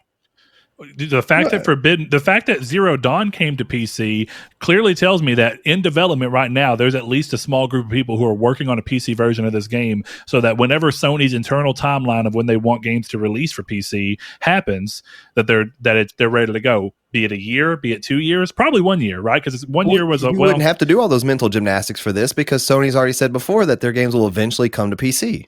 Exactly. All we're saying is what's the timeline? So the fact that they're on this list is probably because these games are being concurrently developed with PC in mind already, and that's why they're already looking at using this GeForce Now stuff as part of that, so that they can go through. These could all be on there because of Nixus. I mean, let's not forget. Demon's Souls was straight up already accidentally announced for PC. That's also true, yes. They announced it on day one, but literally they did it by reveal accident. trailer said, which was iffy. But none of this is surprising. That's what I mean. I think it'd be different if Sony were like, we're not putting our games on PC, and that Horizon was just a one-off example. We didn't like it. The results weren't good enough, so we were going to keep our games here. Clearly, they're not saying that, so nothing about this is strange to me. Well, and that's nothing about this makes this less believable. They wouldn't have to say that. There's no war. And here's the thing about this: it's not even about believability at this point. Regardless of what we say, the list is the list. The list exists on their server for whatever reason. Or not the list. Okay, I shouldn't even say that. The list doesn't necessarily exist on their server. These are games that are referenced on their server, and someone compiled a list from that. The games that are on this list are on their server, or at least the titles. But we don't know why. But why? So regardless of whether or not it seems believable that Sony would do this, clearly they did. Otherwise, they wouldn't be on this list. But we don't know that. We don't know if Sony is the one who put these games into the server, or if it was somebody on NVIDIA's back end. Okay, but they had no authorization from Sony to do so. I just don't see that as being even remotely. I don't see why Sony would put something into a server that's unprotected like this. It's not that it's unprotected. Obviously, it is because it's sitting right here. The protection didn't hold or whatever it was. Yeah, but and I think the only way. But to also, get what you get out of it? It's just information. Specific dev. But I think this was a specific dev thing. So having access to this wasn't like a normal, at least from what I read. I don't know if it's true, but I feel like this was a part of the dev NVIDIA's thing that got leaked out. And if you knew how to log in as a dev, you could get this information. Yeah. So, that's probably a situation where their security has to be tighter. Is it like do we know if it's like a dev by dev basis? Like if I'm a dev for God of War, am I only seeing God of War? You would assume so. Right? Like, well, I would assume. I guess no, because one guy got all of this. So if that was the case, then he would have gotten just the Sony titles or just the Square Enix, right? So Sony had to be aware that that's how this system worked, because you have devs from God of War, Horizon, Demon's Souls, Returnal. You have them logging into this server that can see these other games. So you would think that they're like, hey, you know what? Maybe we shouldn't put Returnal on here because that can sell PS5s as they advertise it as much as they did when it came out. Let's not put this in here so that maybe somebody who wants to buy a PS5 for Returnal has a reason to, and not just play it on the PC they already own. That's what I'm saying. I don't know. I just think sorry, you can continue. I was just saying it's iffy. Like this whole list is iffy, and the fact that like the only thing NVIDIA has said that it's confirmed that these titles are in here, but we don't know why they're in here. I don't think that this list is anything. Like I think that this list is just, or I don't think we'll ever know because it's a title by title basis. You can't speak for this list as an entirety, right? Like you can only say like this. You can only speculate as a title by title basis of what this list. I don't know. I guess for me, like I think Brett excluded the Xbox games that were leaked too, but all of those games, like even code names, were confirmed by leakers. So I just think, I don't know. I think the thing is like Sony doesn't care if these games got leaked because the total amount of people who are going to know is not a lot. Like that's, I think the thing is like, because we know all this stuff and we're looking at a leak of NVIDIA GeForce titles that we're debating this, but Sony doesn't care if let's say 1% of their audience finds out that Returnal is coming to PC. And the Sony knows that if you were just on PC, you were gonna wait anyway. So I don't think, Microsoft having Project whatever it was being Avowed in there makes sense to me because they don't want you to know Avowed is coming, which maybe some of these Square Enix should have done that too.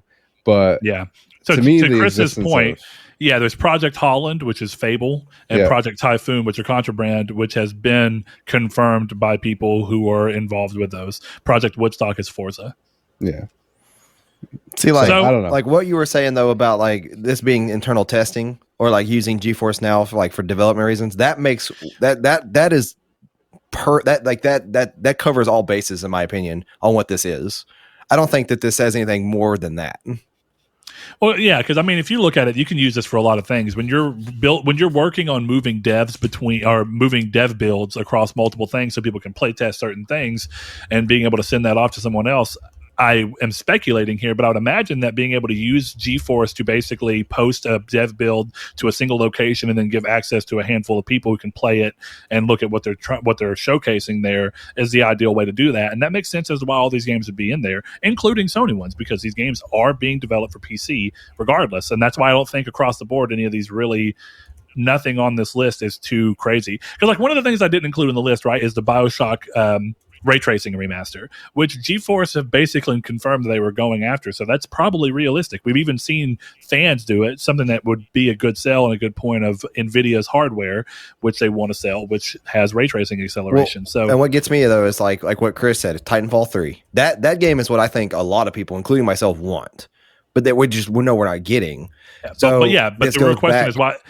So Mirror's Edge is also a ray tracing remaster, so it's probably PC only.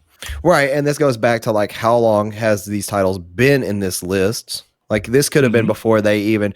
This could have been a month after Titanfall 2 came out, and they're working. They're getting a baseline started for Titanfall 3, and they're not that before might they not decide even to step contain away anything. from it. Yeah. But like I see a ton of people talking about this list of like all these games, and that's what's coming and stuff like that. I think that we need to slow down and like not think that at all about any of these games. Until it's obviously, except for the exceptions of like Resident Evil 4, like games that have already been leaked. Yeah, Arkham Knight's also a ray tracing remastered. I guess in closing, I agree with you, but I also think every single one of these titles will be announced by 2023. See, I won't agree except with that. Titanfall. I think. Well, see, that's the thing is that like Titanfall, I don't think. Okay, Final Fantasy Tactics specifically for me. People have been asking for that since War of the Lions came out. I think that if we weren't getting Project Triangle strategy, that would actually be more likely. But this is a remake. It's a remaster. It's not a remake. I think. No, I know that, but I'm saying like they're not poop it out. That could be the same thing, yeah, but you have that other game that's very similar coming out, and I don't know if I could see both of these games being a thing at the same time, at least. I don't know. I guess you're right, but Square Enix did just release a pack of 6 Final Fantasy games at once. I don't know that they're necessarily worried about their remasters cannibalizing each other. Well, that's the different though. Like I would see if this game was part of that would be that'd lend way more credence, but it's not. And now what they also could do is do like a Final Fantasy side game collection remaster where this is part of it, and I could see that. But yeah, like specifically Monster Hunter 6, because we don't know what that leads to. Titanfall 3. Talos Principle 2 is interesting because I know that's a game's somewhat of a cult classic. I don't know. It's amazing game. Yeah, and that's what I think is like I've heard so many people say that game's good, but I don't think did that game review well?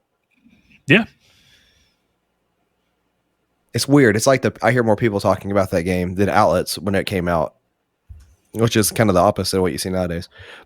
But yeah, like I think that this list I wouldn't look at this list and guarantee anything for the people that are, because the first thing I saw, like, yes or no, is Friday. Actually, I think. When did this list leak? Was it Wednesday or Thursday? Like a week and a half ago. Was it a week ago? Okay, I guess I just started seeing it blow up over like news sites and like Reddit and stuff middle of last week or to the end of last week. And the second that like I started seeing headlines use Final Fantasy Tactics Remaster and then like Demon Souls coming to PC, which we're also taking that as like Bloodborne's going to come to PC kind of approach. I thought you're going too far with it. Yeah, I mean, but you can't control what other people are going to do with this information and extrapolate from there. I mean, like, because right now, I'm not saying this is a list. I'm saying with a grain of salt. This is a list. Let the list go. It's a list of titles that are for some reason on this thing for whatever reason. Much like Chris, my personal gut tells me that at least half of these games, if not more, are going to be announced by sometime next year and come out, and that they're on this list because they're actually being worked on and not for some kind of weird, strange reason. So we'll come to see, but it's definitely an interesting look into things because some of it's things that you'd expect off of seeing what the industry's been doing, and some of them are a little more surprising. And for whatever reason, seeing them on here, it does bring up a lot of feelings because a lot of these things are something people are very tied into. People love Final Fantasy Tactics. So I get that the idea of a remaster, when you've been asking for one forever and that pops up on a leak, is for some people really exciting. And for some people, like, I don't know. I don't want to believe it because I've been asking all these years and it's still not here. So it is what it is. It's an interesting leak. It's an interesting look into what gaming is apparently going toward. Most of these are safe bets, including the Sony titles and clearly the Xbox titles that are on there. So to that degree, it'd be interesting to see how much of this comes out and is out and about by the end of next year. That's really more of what I'm looking at this point. Yeah. So, with that said, I think that it's time to close to go into the community stake real quick, and then figure out how we want to close the show off. Yeah, so for those that don't know, the community stake last week is, of course, always now the main topic. And we asked you, how did you guys feel about the PlayStation Showcase? The highlights, the no lights, what was missing, and what surprised you? And we got a couple of answers. We'll start off with Discord with the Patreon user, Shafe Dog, our good buddy. He says, "Are you not regaled?" Which I thought was funny because the way Chris asked it. Doesn't have quite the same ring to it. Anyway, I thought it was a great show. I was surprised right away with the Kotar announcement. I was expecting to catch an additional glimpse of Kina, maybe an update of Little Devil Inside since it was supposed to release already. Still have concerns about announcing titles too early, but all in all, a great show, which I think encapsulates most people's feelings, especially about the titles being shown too early. Yeah.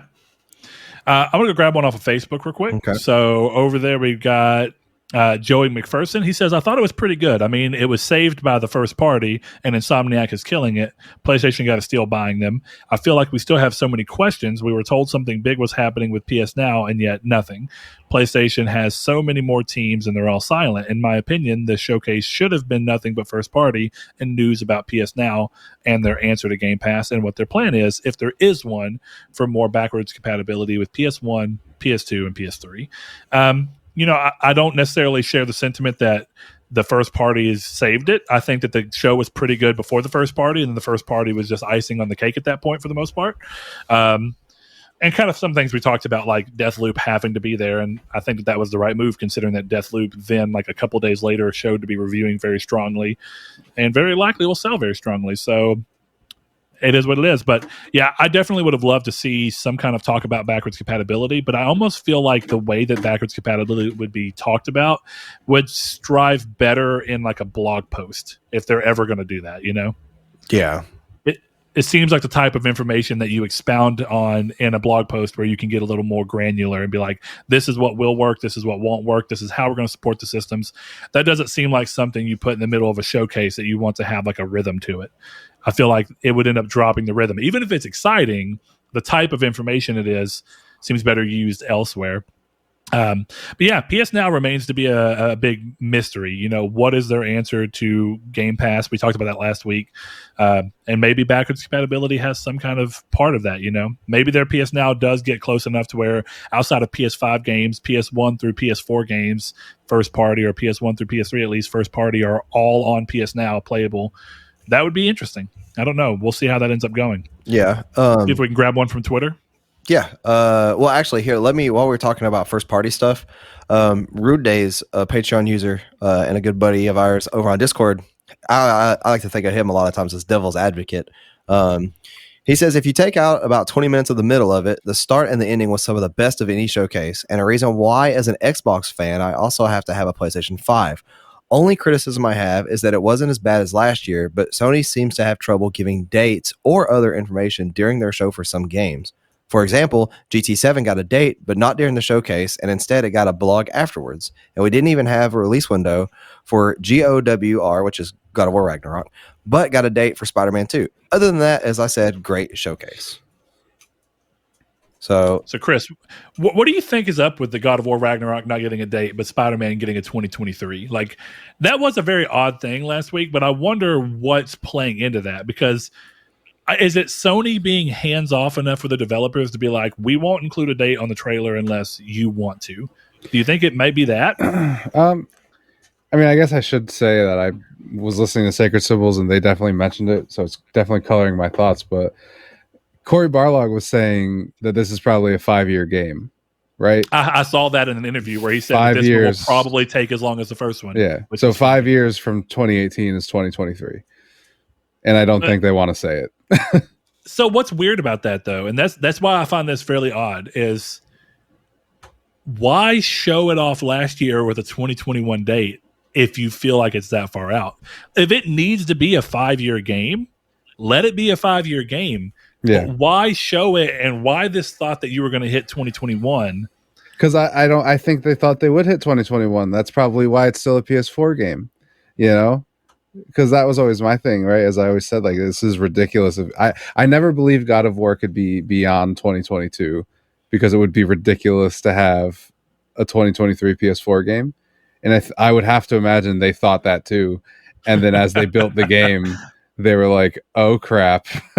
And now this Horizon situation has put them in a thing too where they're either going to be bound to the PS4 version because they've already promised that it would be cross-gen. And now if they go back, people are going to be like, but you promised, which is exactly what happened with Horizon. And they had to go back and honor their promise. Yeah. But, you know, there's a lot of curiosities with God of War. Was it partially hit by the fact that they thought one thing and then COVID hit and it really messed with development?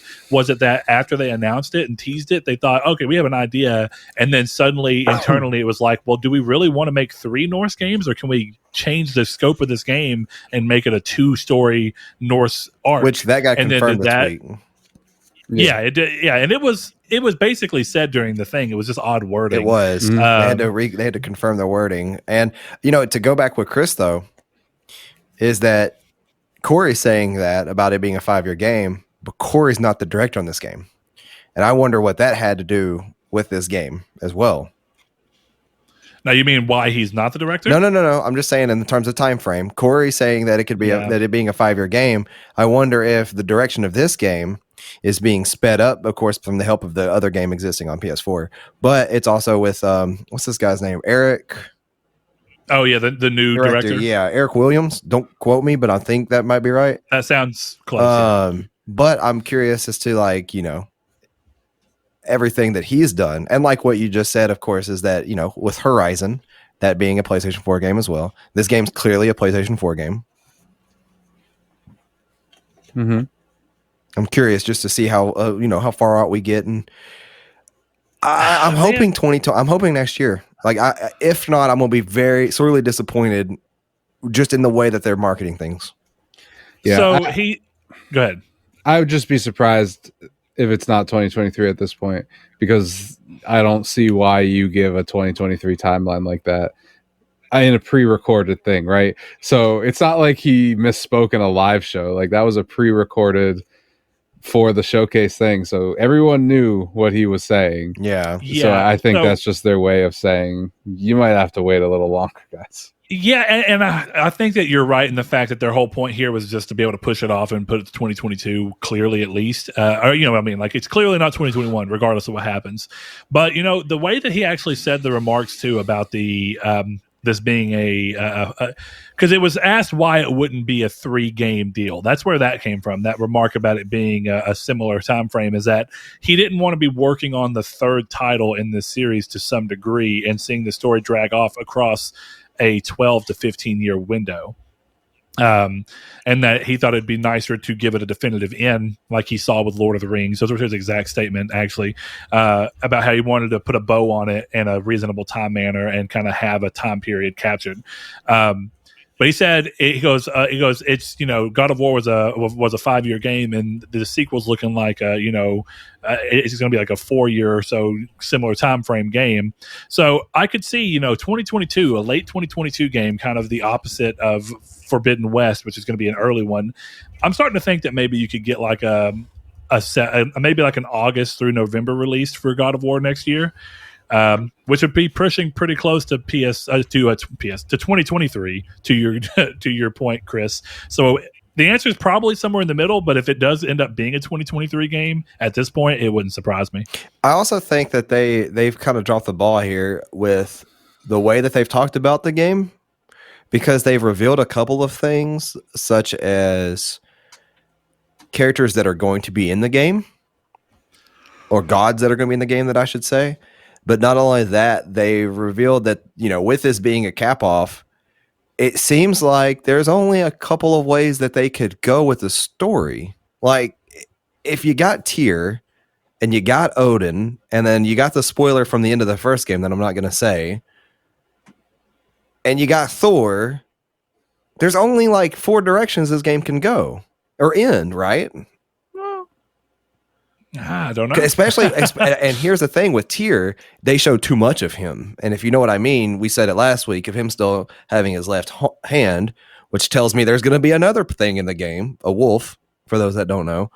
So it's like they've revealed too much of this game already, I feel like. Or not. Well, there's going to be wolves anyway, right? I mean, if this is Ragnarok and they're even loosely following... It's a very specific wolf, Brett. Let's not play games here. Yes. The blade you get for beating Sephiroth in Kingdom Hearts 1, you get Fenrir. Mm-hmm. So Fenrir is what cuts off Tyr's hand or bites off his hand. So you got Fenrir, you got Tyr, you got Odin, you got Thor, and you got the spoiler from the first game. So obviously this game's going to be set up. I think, judging by what we know, it's pretty easy to predict what the climax is going to be and the order. You're not thinking about the Kratos and Atreus of it all, because what do you mean? That's no. That's the fifth. The climax is in the title.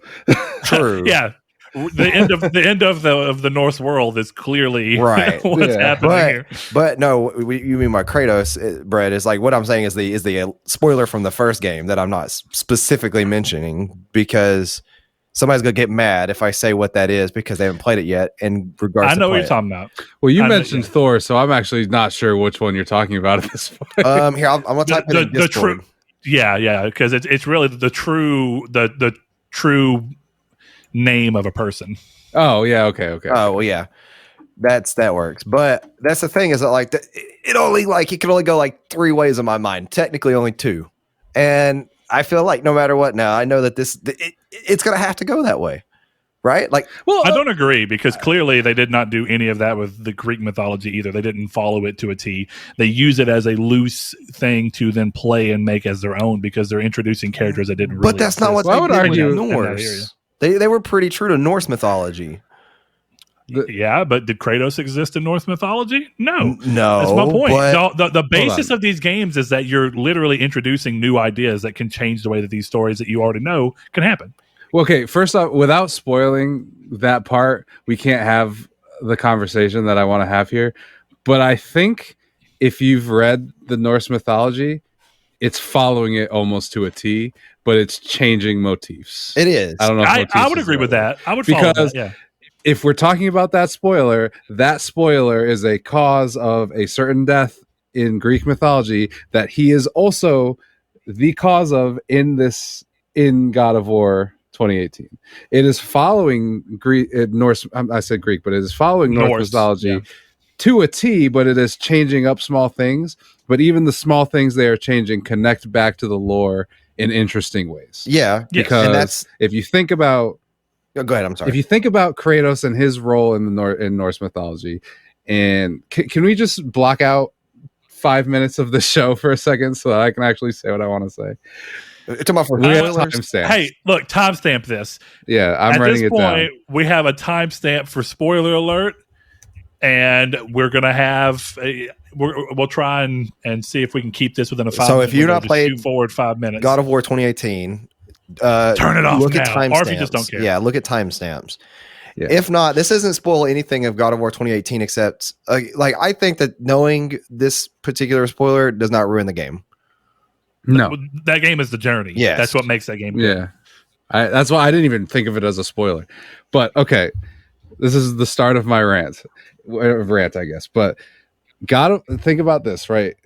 Balder in the mythology is killed by a mistletoe arrow from Loki because Freya does not tell the mistletoe not to hurt Balder because mistletoe is too new and fresh, and she doesn't believe that it would hurt him.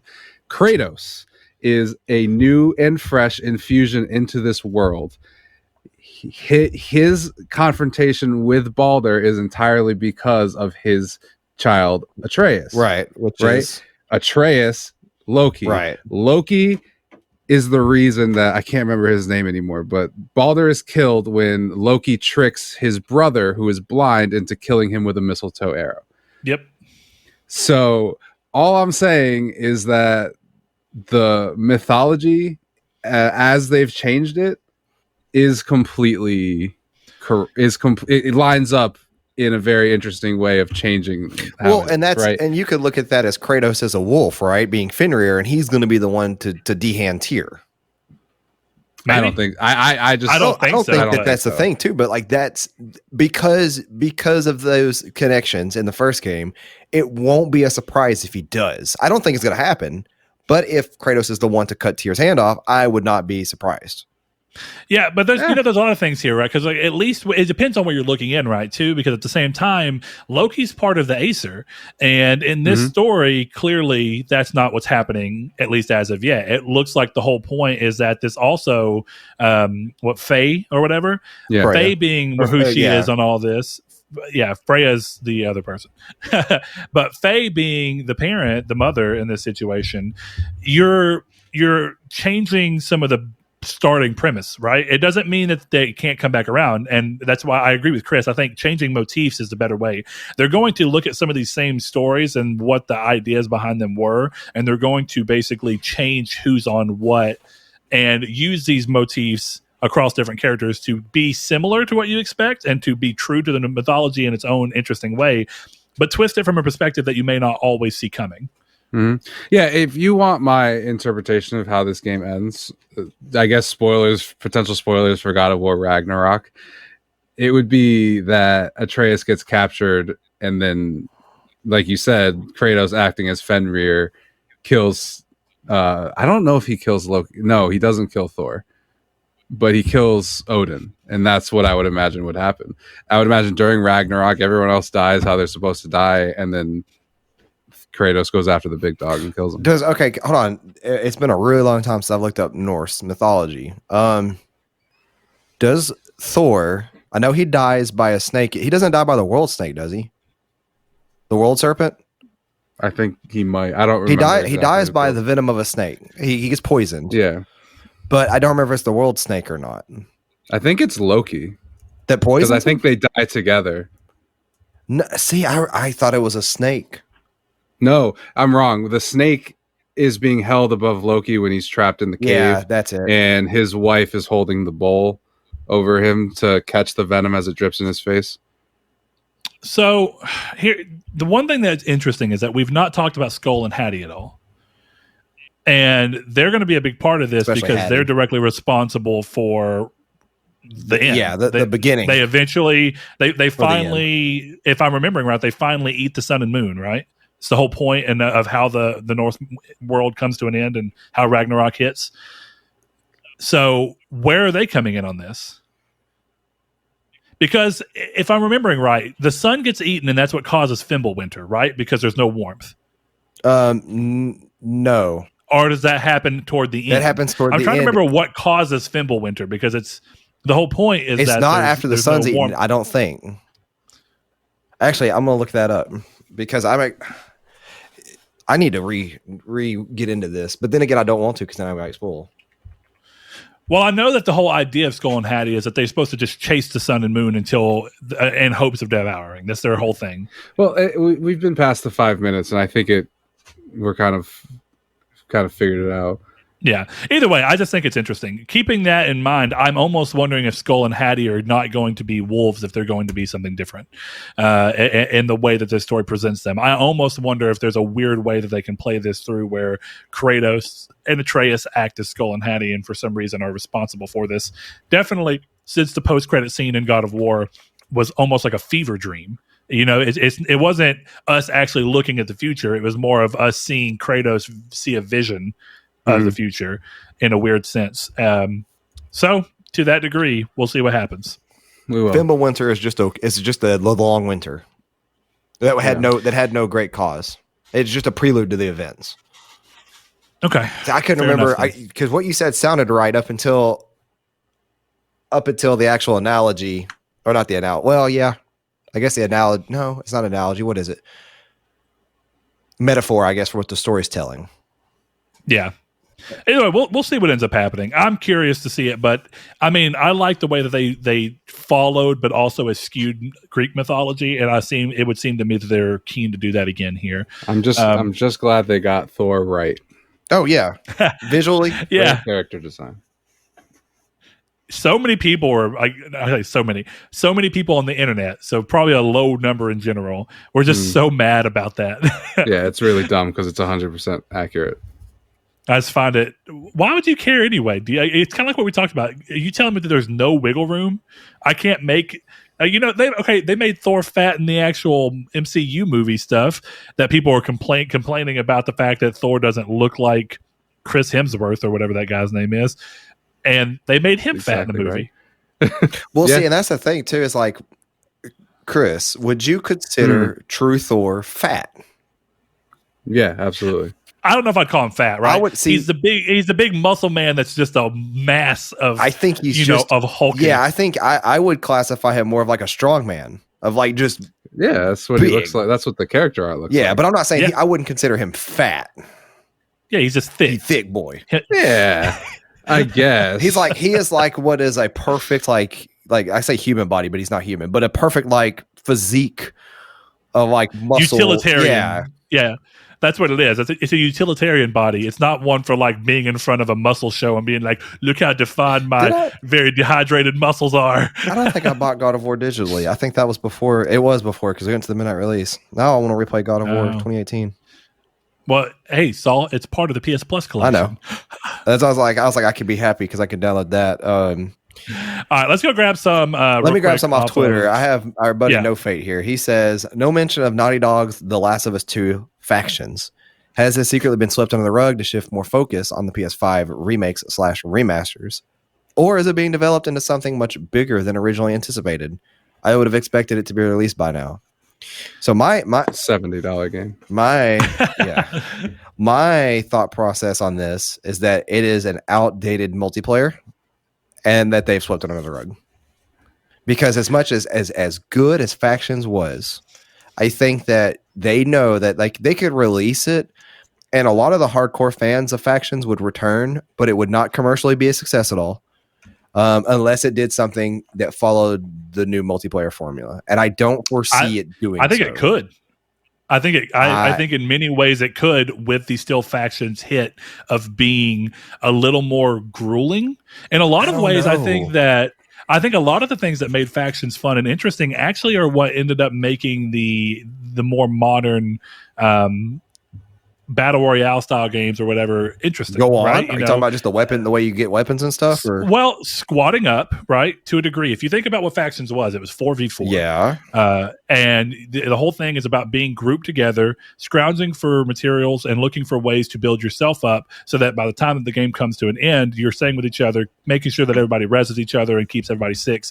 And pushes that forward. Now, I'm not going to say it's the only game to have ever done that before then, but I think a lot of what made Factions work is still present in modern day stuff. When people are playing, well, that was because it was present before. Quads on Call of Duty, right? When people are playing quads on Call of Duty, that's a lot of the gameplay loop. Let's get together, let's scavenge out, let's build up our arsenal so at the end of the game we can come together. All you got to do is give that the Last of Us twist of being a little more brutal and a little more grueling and a little more survival oriented, which it already is pretty survival oriented in games like Call of Duty, whatever it's called, Warzone. So I think that you could definitely do that. And if you look at their map design for some of the bigger areas in The Last of Us 2, I think you can make interesting multiplayer maps as well out of that. So I think it'd be totally viable in today's for me, it's these games existed before Factions did, right? Like SOCOM did this and Ghost Recon did this. Sure. Yeah. And now, like how the multiplayer meta, I should say, is the thing, is that if it's not Battle Royale, it's a team deathmatch, weird kind of conglomerate that's going on. And even then, Battle Royale is thriving. You had games like The Division that tried to cut through. And I think that The Division, honestly, is the coolest idea of a multiplayer PvP/PvE kind of interaction that there ever was. I think that The Division had something really golden there that if they just improved upon, could have become in its own class. Now, do you mean like the Dark Zone? Yes. I think that like that or whatever it was called. Yeah, the Dark Zone. I think that PvE/PvE, that there with the way it was survival mixed in with you got to go grab your loot, mixed in with you got to get out with your loot. Meanwhile, there's other players that could or could not be friendly. That's typically what games like Tarkov is. Tarkov is about the same thing. You have a loot that lasts you throughout the entire game. If you go in with all your loot and you get killed, it's gone forever. But then you can save some of it and you can extract out and then you're good to go. That game could have improved really well. I don't see what The Last of Us Factions could do that would make it, because we already know it's standalone, so we don't know what the price of it's going to be. I would guess 40 or 30. I would honestly imagine it would be free to play, and it would be Sony's entrance into. I would hope. I mean, it doesn't have to be. It wouldn't have to be, but in some ways, right? Sony has talked about how they want to be a little bit more in the limelight of multiplayer, and I think that this would be a real opportunity for them to do so. You know what I really think the chokehold is here, and what might have actually prompted them to stop, even though I don't think that they've stopped. I think this is still coming. I think COVID and a bunch of studios that were supposed to be supporting that no longer are have caused them to slow down the development. But I think the real answer to them not wanting to do this style of The Last of Us bigger multiplayer game is that when you do them to that degree, it would end up taking a sizable chunk of Naughty Dog or another studio to upkeep this and be like what Call of Duty does, where there's evergreen developers constantly rotating through. And I don't know that Sony wants to commit to that, even though they want to be part of this multiplayer zeitgeist. So to that degree, I think that Sony's in a rock and a hard place because they don't want to have to take one of their premier developers and leave a sizable chunk of them on a multiplayer game. So, go ahead, Chris. I got to be honest. I think you both are insane. This is a $70 title, and it's going to be a flagship multiplayer title. It could 100% be $70, but it could also be free to play and be microtransactions. It could be, but yeah. So clarification: is that what you're saying you want it to be, or is that what you're saying it should be, or are you saying that's what they're going to do? I'm saying that's what I think they're going to do. Yeah, this is going to be a gigantic. No, yes, absolutely. Are you kidding? This is Naughty Dog. It will. There's no. It might fall flat, but they're not sweeping it under the rug. This is going to be a huge thing for them. I don't know how you could look at who is making this game and think it's not going to be their attempt at a massive. Here's why. Because this is Naughty Dog. This isn't like loved Factions. Loot blocks. Factions it is still one of the most premier. I'll be bold. I think Factions. If we're taking standalone titles that have never had like multiplayer universes, so games like Division, I'll say that because it's not Call of Duty, just standalone titles that are very niche. Division and Last of Us 2, those are the best multiplayer modes to ever exist outside of the realm of normal multiplayer games. With that being said, I do not think that this game could launch and be a success in today's multiplayer environment. I think what's going to happen is it's going to be hyped up like Destruction All-Stars. It's going to last longer than Destruction All-Stars, but it's not going to last a year. And by the time... This is Naughty Dog, though. That does not matter when it comes to... Yes, it does. No, here's why. Because the people who would be interested in playing this... that would give it the numbers that it would need to survive among other multiplayer games. This is all that I'm referencing, by the way. Compared to other multiplayer games, are the same numbers of people who are going to care about multiplayer PvP, which are also the same people that play Fortnite, Apex, Call of Duty, Battlefield, and we have Battlefield coming out this year. We have Call of Duty coming out this year, albeit a mediocre one. We have Apex being stronger than ever. We have Fortnite being stronger than ever for those fans. There's too much in a multiplayer space for this game to come out and thrive. It's going to do like any other multiplayer game. It's going to come out and it's going to be successful for 6 months to a year. But then when they see that the season pass can't keep up with other games, when they see that the gameplay gets stale because Naughty Dog is not a games as a service developer, and they're not going to be able to get their feet wet as well as other developers can. Like even Destiny, who is a games as a service developer, got their feet wet with game season pass and stuff like that, and it wasn't great at all when it first started. Now it's a lot better. But even then, Naughty Dog is not a games as a service developer, so they are not going to be able to hold this game as well as people would want them to. Not that it will, but as what expectations people will have. And I think that alone will kill it. I think that this game would last 1 year max. All right, Chris, you clearly got some heat. Throw it out. I think that's the most insane take I've ever heard in my life. We're talking about Naughty Dog. We're not talking about a famous single player developer with the best single player developer in the industry. Single player. But we are not talking about the guys who made Destruction All-Stars or some random game. We are talking about Sony's arguably best studio. Yeah. Not even arguably. They are the best technical studio top three, in their marketplace and in the industry. Yeah. You named Escape from Tarkov, which is the exact that is the exact game that they would probably try and emulate for factions. Yeah, they absolutely. You mentioned Battle Royale. They can do that too. I don't think they are, but they could. Why? Wasn't that leaked? It was leaked that was like one of the game modes, or not game modes, but that was leaked that was the game mode, if I remember correctly. But it was taken out of the game, which is what people speculate. That's why I didn't launch with it. I don't know, man. Like, I see where you're coming from, but I want it to be good. Do not get me wrong. Naughty Dog and Sony. I loved factions, but not to mention every Sony pony is going to buy this game. Oh, absolutely. Okay, so it doesn't even need. Let me hit you there real quick. Go ahead. Let me hit you there. Go ahead. Sony ponies, as much as I hate that phrase, but the people who are most like Sony could do no wrong, Sony could do this, and this, they're the first ones to lose interest in a Sony first party game in terms of longevity than anybody else. The people like okay, for example, Demon Souls, right? People love to brag about Demon Souls. How many of those people who love to brag about Demon Souls in terms of the Sony pony realm have continued playing it year after release? None. Well, but Demon Souls is a hardcore title. This is a multiplayer Even title. then, I could see games like Days Gone, The Last of Us, especially 2, Horizon. These games succeed themselves because of stuff like photo mode, the replayability they offer, all kinds of stuff that keep these people interacted on. Like, you see people who don't even play Days Gone anymore to play the game. They play it to get the best photo mode photos. Like, and that's revolutionary, right? Like, nobody's done that before in a game. Nobody's ever booted up a game with the mindset of, I'm going to go do digital photography until games like this. I don't. So, like, that's the thing. But when it comes to the multiplayer aspect, I'm sorry, but the biggest numbers for multiplayer games are casual people. They come from Call of Duty circles. They come from Madden circles, Fortnite. They play these games on their tablets. They don't care about the Last of Us universe. Therefore, the only people that do, those numbers are not going to be nowhere near the multiplayer numbers that they want.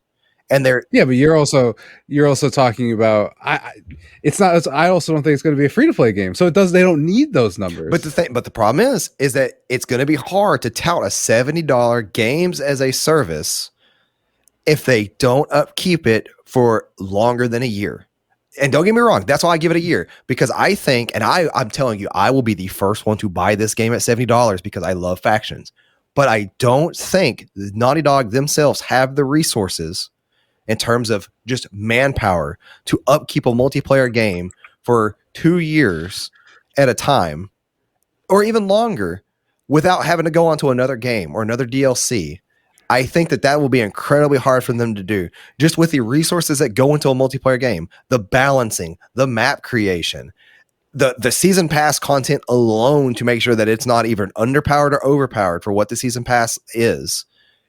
Yeah, which goes back to what I was talking about of why I don't think Sony wants to do that to that degree. Like, they may put a game out and let it be a $70, I don't want to say this in a derogatory sense, but a dot on the timeline. Like, you look back and you think, oh, 2022, I played the hell out of The Last of Us factions for 7 months. And that's what I thought was the original factions game. To Chris's degree, right? If you're not having, to be dead honest, if you get just as many people to come in and play it, buying it at $70, you've made every ounce of money you need, and Sony doesn't even care if it stays lasting at that point. Exactly. Because and that's all I'm saying. Let me just reframe. If you get 4 million people to come in and play a $70 multiplayer title that you've been working on, and then it does really well, and you find that people want to keep playing it, and you can just keep supporting it. So you get the best of both worlds either way. But I will say, I do agree with your natural thing, Saul, that you're correct. The real thing here is that there's so much competing for your multiplayer time, and there's so many casual people who have already found their game. The one thing I agree with Chris on, though, is that this will be the game that people who are like me, right, who don't normally play those types of games, I would end up playing this for way longer than I would play a normal multiplayer game like that. Because I did the same thing when Last of Us first came out the first time around. I didn't play a lot of multiplayer, but I was on factions for about 6 months. And that's the thing. I was too. But that's all I'm saying, is that this game will not be able to stand the test of time. I'm not saying it's not going to be successful. I'm not saying that it won't be around for 6 months to a year. That's why I gave it a year. But I'm saying that there's no way there's enough Naughty Dog manpower to be able to upkeep this game longer than that. They're going to move on to bigger projects. There's still that sci-fi game that's been rumored they've been making for a decade now. And you got Uncharted spinoffs with like Drake's daughter. You got Last of Us 2 universes they could explore. They have unannounced projects I'm sure they're working on. But don't get me wrong, I will buy this game day one at $70 because I loved factions. I don't think that it can compete in the multiplayer market. On top of that, too, if it's a multiplayer, if it's a PS5 exclusive, it's not going to be. But you're going to have way more people on PS4 than PS5 because of just the hardness of PS5s to get. But then at this point, it would have to be across. Well, and that's the thing too. How well is Naughty Dog going to be able to do their multiplayer cross-gen? Are they going to be able to do PS4 to PS5 multiplayer seamless? Because they're not. Once again, they're not a multiplayer dev. Can they do? There's so many factors that factor in that I think that they will be able to do greatly, like they did with factions. But I just don't think it can stand the test of time like I would want it to. I want a Tarkov-like experience on PS5. I want something like that. I want a multiplayer game that is nitty-gritty, that is rewarding, and that I could play with friends, and in which we have a team base. I've said this for years now. You can ask Brett. Where I want a game where me and buddies can work together and have team-based objectives, team-based roles, and it be worth it by the end of it, and all of us coming out, whether we have good loot or not, but a reason to play. I have not found anything like that on a console like I want to. And factions would be the closest thing to do that. But I just don't think it's going to be. And I think that it got swept under the rug because Sony knows what, I hate this phrase, Sony ponies want the most. First party, cinematic, third person action adventure games. And therefore, that's going to be the games they're going to develop first. They know that if they launch this game at $70 and the millions of people that buy that game, that's going to fund their next project for the most part. But they know that it's not going to last from the release date to a year in. Okay, so Saul, let me say something, because I think there's a couple things. I agree with a lot of what you're saying, but some of these things I think are interesting because, like, you're implying that Sony would go in through sleeping under the rug, regardless of what Naughty Dog wanted to do, and that would imply that Sony are known for having a very heavy thumb on their developers telling them what to do. And pretty much all accounts of working at Sony, everyone says that Sony's very offhands with you and lets you do what you want. And that's how you get games like Days Gone, which while they didn't want to make a second one, it's more like, hey, we're going to let you build up I'm upset about that too, but they said we're going to let you build up your pitch for a second game, and we'll approve or deny based off of that. So I don't think that that's really what would be going on. I'm pretty sure if Naughty Dog said, we want to do this multiplayer game, Sony would in no way, shape, or form say no. I just don't see that happening. Let me clarify real quick. By swept on the rug, I don't think that they're being told no. I think they're being told this is not a priority right now. Therefore, it's being swept under the rug for something else currently. And we already know that they're working on something else. It's the whole big unless Sony's had a big change, I don't think that's what's happened in that regard. And if you remember a lot of the reports throughout the year, right, it was a piece of Naughty Dog as well as support from like the visual art studio that Sony has, and as well as people from Bend who were coming in and acting as support people. So I think what the idea was to have people do it that way, and then that got kind of shaken up. And because Sony doesn't want their people working on things they don't want, when Bend asked to be taken off of these things, they were taken off. So I think some things have put some cogs in the wheel, but I think what's ended up really happening is that they're going to still let this stuff go on, and they're just trying to find the best way to support it. And even if it's what Chris talked about, a $70 release, it's a flash in the pan. A 6-month flash in the pan of $70 at a time in a time period where everyone's singing Sony's praises about this one game and getting people who are like me, even if it's just 4 to 6 million of us, whatever it be, to play these types of games that we don't normally play, that's a win in Sony's book. And regardless, it ends up working out in their favor. And the only other option, regardless of what happens, this game is successful. And I don't believe for a second. I'm not saying that you're saying otherwise, but regardless of what happens, this game is successful. The question as to whether it can be successful over a multi-year period is definitely in question. But I don't think Sony cares about that point. No, and I'm not saying they do. I'm not saying or Naughty Dog even, right? I mean, if Naughty Dog feel like they made a really great multiplayer game that everyone loves for 6 months and then everybody moves on because they've had that experience, I don't see how anybody in any point of this would consider that a loss. Not saying that you're implying they are, but more just across the board, I think everyone involved in that would be happy. So I played the original Last of Us about, I'm trying to think here. The Last of Us came out in June that right? Yep. I played it that winter. July. So I played it I like think. 2 months later. This is when I got my PlayStation 3. That game coming out was the main catalyst of me trading in my 360. After you made me play the opening at your old house. I don't know if you remember that or not. I do. But from the time I could play factions, I want to say it was maybe 7 months until it started to get to the point of like, I can't remember if it was matchmaking was taking too long or if I was just getting the same people. I want to say I was getting the same people. But that's the thing. It's like, I'm not saying this is going to be unsuccessful at all. I know 100% sure it will be successful. I just think that they are focusing on other projects now because they know that that game is typically not in their audience's main demographic. But I want that game. I just know that when that game comes out, it will be a very temporary multiplayer game, as like most older multiplayer games were before, season passes. So I'm going to let Chris say something real quick, and we're going to wrap this up. But I'll tell you, my final thoughts on this are that for as often as you keep saying, and I get that they're not a more modern multiplayer dev, so maybe there's some credence to that. But of all of Sony's first-party studios, Naughty Dog have been among the most successful in having PS3 multiplayer exclusive titles that were successful. Absolutely. Factions was huge. Uncharted 2 was huge. Uncharted 3, huge. Uncharted 4, huge. Factions was actually bigger than all of those other ones, too. So to that degree, I think that Naughty Dog are a multiplayer developer as often as they're a single-player developer for the most part. And they have clearly experience in the regard. So I think it could work. But Chris, go ahead and give your final spiel, and we're going to move on to another community stake. I don't know. I don't have a final spiel, really.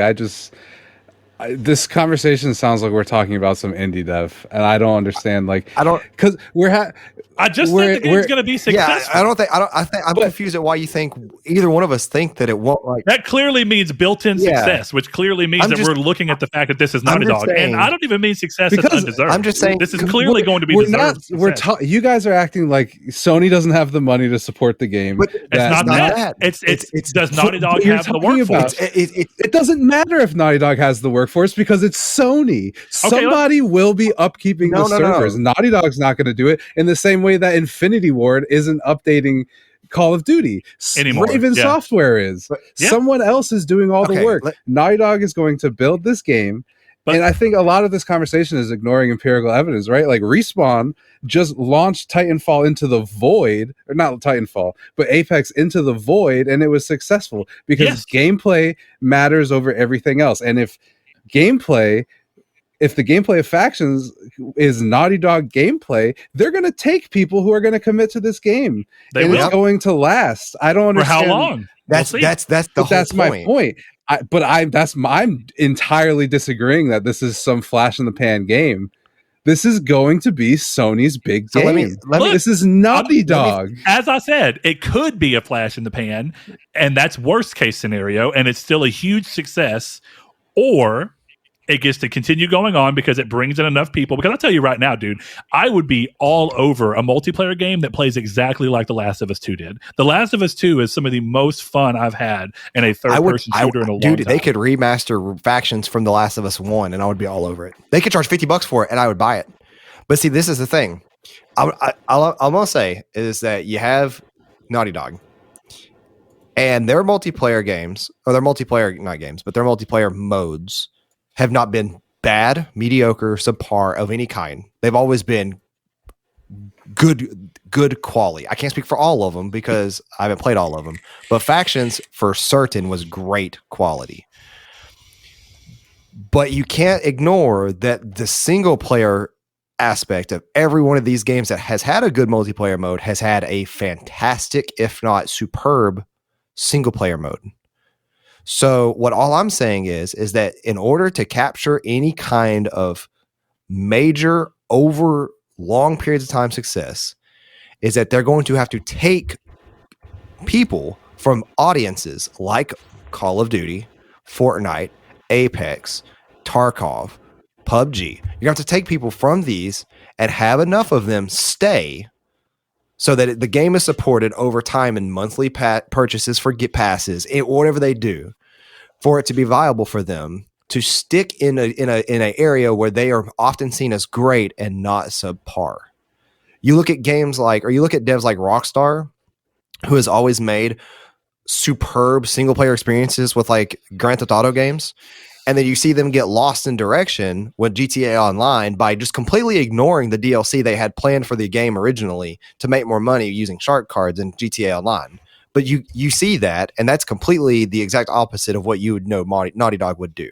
Now, in regards to them handing this series off, the multiplayer off to another dev to uphold it, I wouldn't know. I wouldn't know who they would do that to. I wouldn't even begin to give you a guess. But all I'm saying is that Factions would 100% sure be a success overnight. That game would come out and it would do the thing like where it's a new multiplayer experience. So you're going to get especially famous on Twitch, but that's going to sizzle out over 6 months to a year once people start going back to Battlefield that's coming out, Call of Duty that's coming out, the new Fortnite season that happens, because games like The Last of Us have never been put into a period of time in which they had that longevity to be able to experiment with games like this. There's a weird subset of the internet that goes back to Destiny for only Crucible, which I think is incredibly weird, because I think that while Destiny has some of the best gunplay that's ever been in a first person game in terms of like the way the game controls, the multiplayer for that game is weak, or the PvP. But I just don't think that this game could uphold any long-term success. Well, I say, and that's not even monetary at that point. That's just player base. Now, you could say like they'll hand it off. Once again, I'll have to see them do that. I would have thought they would have done that with Factions, because Factions at that point I would say Factions is probably one of the best multiplayer experiences that was on the entire console of PS3. I don't know if anybody would disagree with me harshly on that, but I didn't get to play Resistance 3 multiplayer. I didn't get to play, what was the other big like 36 versus 36 multiplayer? There was like 36. Well, hold on. So Resistance 2 had 32 that's versus 32 for 64. Yeah. There was MAG that had 256. I don't remember if MAG was a success, but all I'm saying is that like Naughty Dog, in terms of what we know Naughty Dog for, Killzone 3 was one of the other hottest PS3 exclusive ones. So yeah, Naughty Dog have been at the head. The biggest thing is, to Chris's point, they could pass it off. I do wonder who they'd pass it off to. That's the thing, is like, could they? Like they absolutely but I don't know. Could. Would they? I don't know. If they did, who would they pass it up to? I couldn't guess. I couldn't even speculate on who they would give it to. But see, I could see it being like Destruction All-Stars. Brett has probably seen it too. When that game, and I'm just comparing it to that game for the normal everyday person's reaction and speculation on how that game was going to work. Everybody thought that game coming out was going to be the next esport game. Or I say everybody, a majority of people who were looking forward to that game was like, this is going to be a fun esport game. And it failed miserably. And it failed miserably because that game had no uphold of any kind when it came to a season pass, a games as a service formula at any kind. It also just didn't play that well. So I think that's also the difference. It was a new developer, a newer developer. I didn't think the game controlled very well at all. I didn't think that there was a massive problem in terms of gameplay. But even then, I just think that, like, as much as I love Naughty Dog, I just think that they would have to pass the buck to somebody, and I would have to trust that somebody. And who that somebody is, I don't know. But absolutely, I will not deny that game would not be successful. So I'm gonna have to host really hard right now and just say that we're gonna have to be done with this conversation. Fine. So, Chris's face I can tell by Chris's face he's done with this conversation. I think you guys are patently insane. Hey, look, Chris, I would love for you to be 100% correct. I would too. And I don't even think I would absolutely love it. I just don't think it would happen. I'm not even leaning nearly as hard against it as Saul. I could see this game being successful for years at a time. I'm just saying that the bare minimum is it's a success for Sony regardless, and then it would just be interesting to watch what it does as it continues to go. But hold on, that's the thing though. We're done. We're done. We're done. It's fine. That's okay. That's good. You just threw. Hold on. Fine. Then let me not throw you in the bus. Saul apparently thinks it's going to be a massive success forever and always. I'm not saying but that's the thing. I'm not saying that it couldn't be. I'm just saying I don't think it would be. Yeah, all I was saying has the potential. I think I'm more on Chris's side, like in terms of if in this middling ground, I'm more towards Chris's side of it has a strong potential of being a success. I'm not saying it doesn't. For multiple years, but we're done. It doesn't matter. Oh my gosh, you can spill your guts out anywhere else. So here we are. I'm gonna pull one more from Facebook, and then I think we're gonna call that one. Hey, No Fate, thanks for a really long conversation. I hope that you didn't hate it, because that is it now was the your topic fault. of the episode. It's What do you think? 2 hours and Last 30 of minutes Us? long at this point. Actually, I'm not even kidding. I don't know what else would be, so I think the main topic has just become The Last of Us multiplayer's chance of success in the industry, because I don't know what else we're going to talk about, but we're going to finish the Nothing. I have community to go to stake work. at least. That is true. Let's see. I'm going to grab one more. Okay, Jeff Schrock is an interesting one. I went into it hoping for Silent Hill and Metal Gear, which I should have done, which I shouldn't have done. So watching it, I was let down by the whole thing. A couple days later, though, I started feeling hyped for some stuff that was shown, mainly Wolverine, Project Eve, and Spider-Man 2. And this goes back to a long conversation that we've had as a through line these last couple episodes. Setting your own expectations and not letting yourself crumble underneath them. Because that's what happens. And it's funny that I'm glad that he even said, right, when he gave himself time to remove from the fact that his expectations weren't met, he actually looked at what was in there. I was like, there's some pretty cool stuff. That's cool. Good answer. Thanks, Jeff. So, yeah, unless you guys want to find something real quick to close the show out on, I think that the Naughty Dog thing is interesting, and I would actually like to see people back to Naughty Dog. Oh, my God. It's the topic of the show. I'll keep talking about it. I'll just throw this out here. I'm not, because Brent just completely. That's not you're. I think I could have said it better.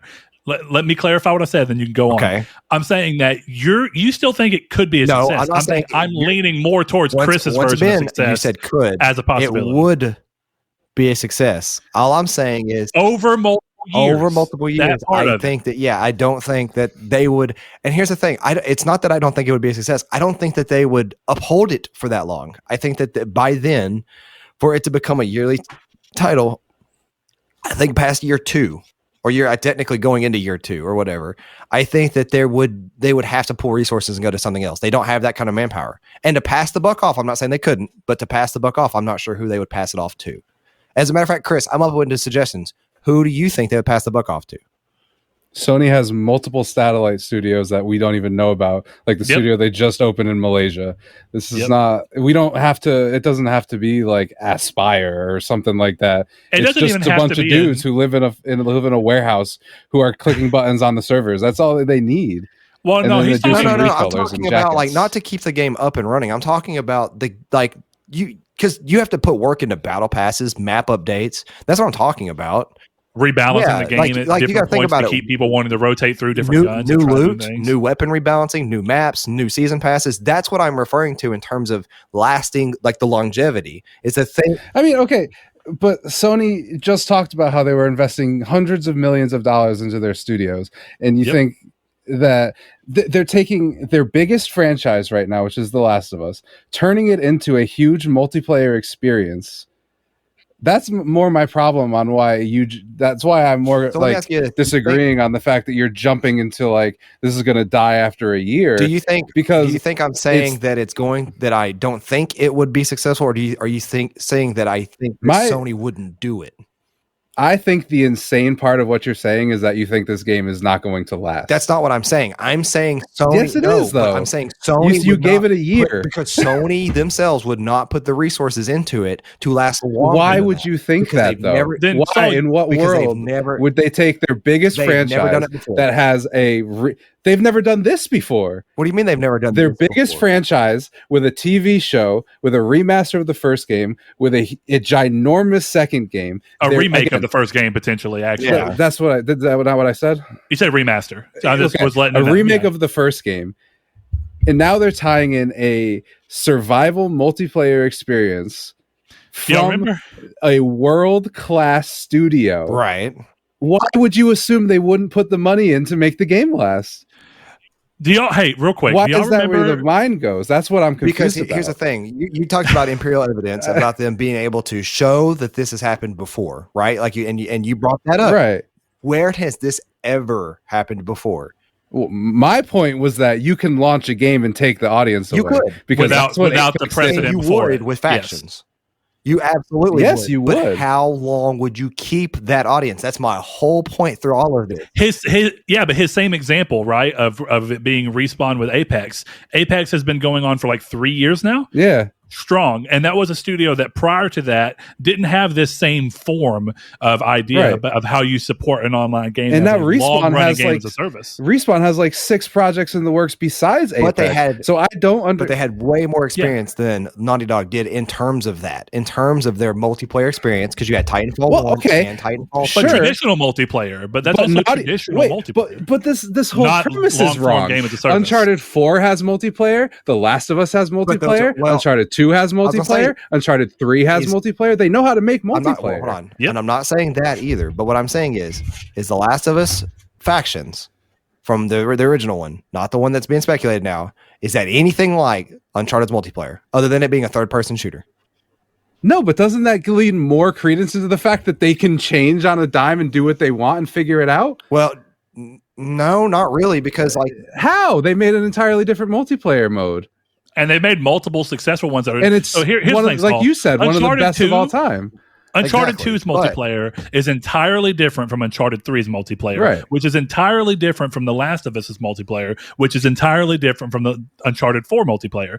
Clearly, they know how to work this stuff out. And I actually brought that example up earlier because I think it's definitely a false premise to say that. And I'm not trying to put it on you that you said that, but Naughty Dog clearly know how to make multiplayer games. I never said that. As Sony's first part, I just said I know, but you should even have to specify that because you're already.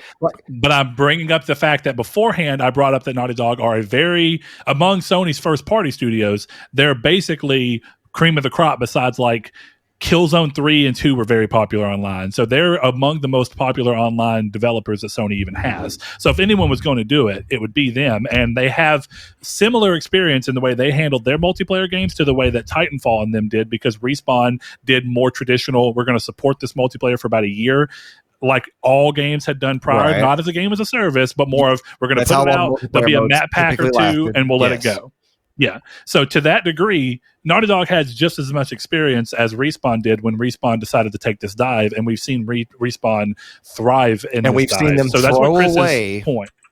Titanfall 3 for this. And for but they've also literally made a Star Wars game and have another one and have another one. So Chris's point still stands up. They're making single player, strong driven games completely separate from this multiplayer. So I don't think it would necessarily hurt Naughty Dog at all. But Respawn has the sequel of Fallen Order, another single player RPG. They also have Medal of Honor, and they have Apex. Yes, they lost Titanfall, but they have four other games. Never games. that successful to begin with. I mean, it was beloved in terms of review scores, but yeah. I guess my point is, like, even regardless of anything else, like there's that game Vigor, which I don't know if any of you played, but I was a really big fan of it.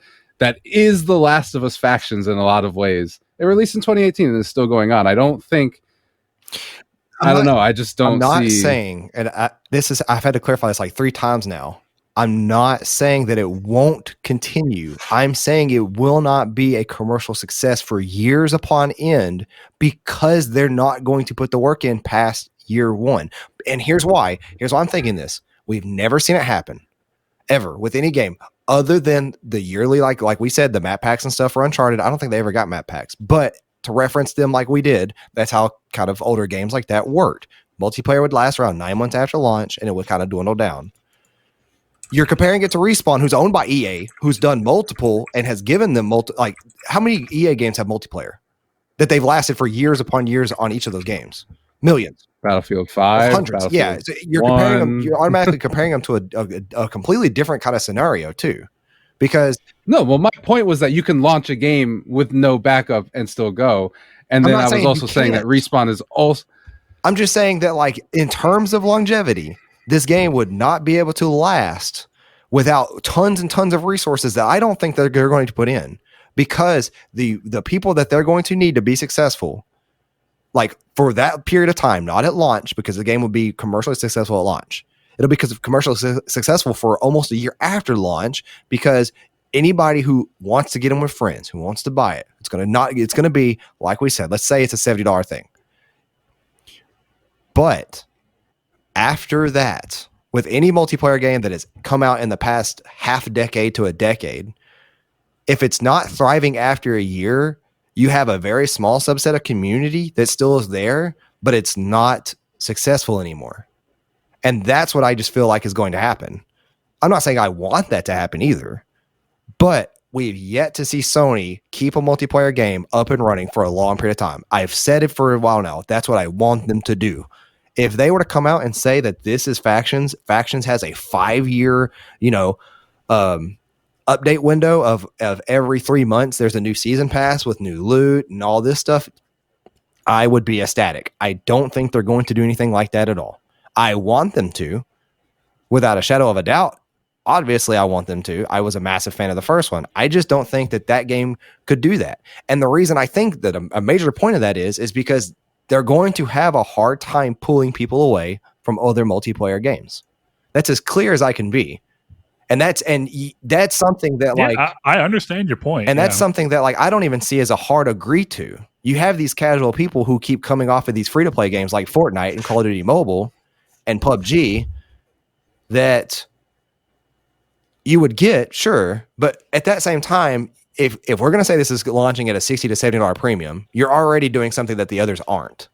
Because Apex is free. I do agree there. Fortnite's free. PUBG, I think, has announced that it's going free, or it is free. $30, but it's going free.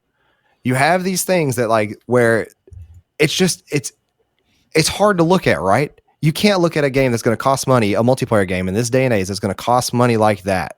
That's only a multiplayer mode. And don't forget, people freak out at Call of Duty for not having a campaign at $60. And you think that a $70 multiplayer mode is going to be successful over years? I think so too. But you're going to be crazy to think that game's not going to get the backlash that everything else is going to get. Because just like Brett says that Call of Duty without campaign is not worth $60. You can imagine the same people are going to say the same thing for Last of Us Factions. Whereas that game's not worth $70 on PS5. Which, to me, I wouldn't agree with.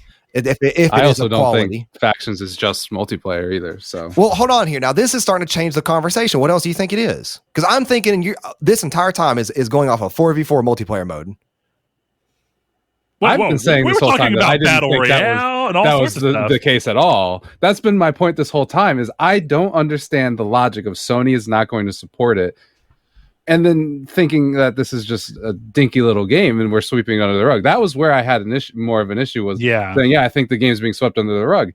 Just because they're not talking about it doesn't mean it's going to be swept under the rug. This is Naughty Dog. They're doing something crazy with this. Whether it's successful or not. I've already clarified too that sweeping under the rug is often used as a permanent kind of thing or a hiding kind of thing. We're not going to worry about this right now. You're saying put on the back burner? I'm saying it's put on the back burner. That's what I said from get-go of this entire conversation was that this game is being put under the rug in terms of let's not worry about this right now. Let's worry about this right now because this is what's important to the PS5 right now. So, real quick, because I do think it's fair. Chris early on kept saying, even after I did about Battle Royale, how he thought Battle Royale could work in this. But then he went on to say that he thought that this game could actually work as a Tarkov game, which is clearly a very different style of multiplayer game. I said that too, by the way. Than some of the, I know you did, and he mentioned it as well. So to that degree, I don't think that he was ever saying that it was just a 4v4 multiplayer game. But something else that Chris brought up that we haven't dove much into yet, which it's interesting because there's actually the same thing where there's not a lot of precedent of this doing very well. But Chris had talked about the fact that right now Sony's in a position where we're hearing about Twisted Metal being made because there's going to be a TV show. The Last of Us 2 just came out, and despite the fact that it was clearly very controversial, it sold very well and it rated very well. So it's a huge success for them. They have so much money going into this HBO series. It's the most expensive HBO series that's ever been made, if I'm not mistaken.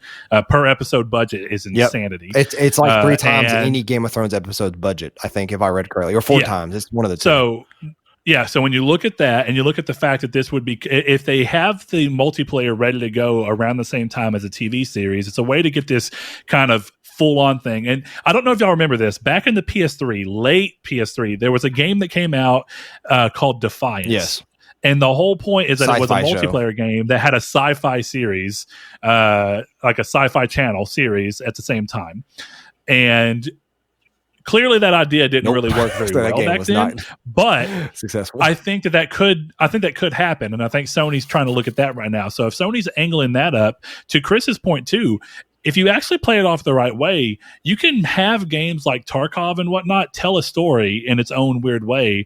And this is a way to keep people interacted in that. And it's a way to more justify the fact that it's a dollar amount behind it, a $70 dollar amount instead of, or even a 40, whatever they choose to put it out at, even if it is 70. It makes more sense because it's going to be a different premise than a battle royale game to begin with, even if there's a battle royale mode. Hold on, let me but you could play that off. So to Chris's point on that side of things, in which I wasn't fully thinking, I wasn't thinking of 4v4 only, but to that side of things, I think that there could be something here, and that they could make it work to where they have an all-encompassing way of having this IP that's their biggest fully owned IP, because like really Sony's biggest series on PlayStation is Spider-Man, but they don't own Spider-Man to that degree.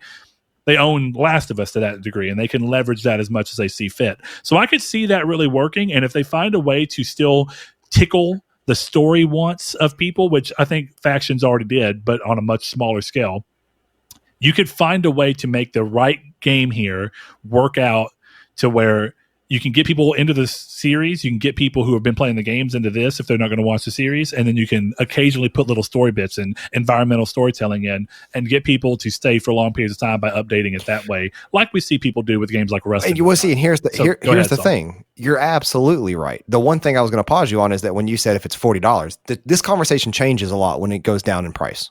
If this game launches free, obviously that game's way more easier to upkeep. The successful rate for it is going to be a little bit higher because it's going to have it's the door to be able to play it is going to be incredibly low. It's not going to have any kind of obstacle to be able to play it.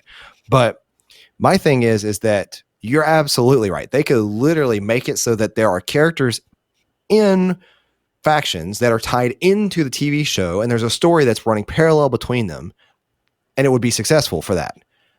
But I don't think that's what they're going to do. I want them, like I said a second ago, I would love for Factions to come out at $70, $60, $50, whatever the price is. But I would love for them to take the time and put the work in for season passes to keep the multiplayer constantly going, more game modes, loot, more maps, gun rebalancing, the whole shebang. I just don't think they will.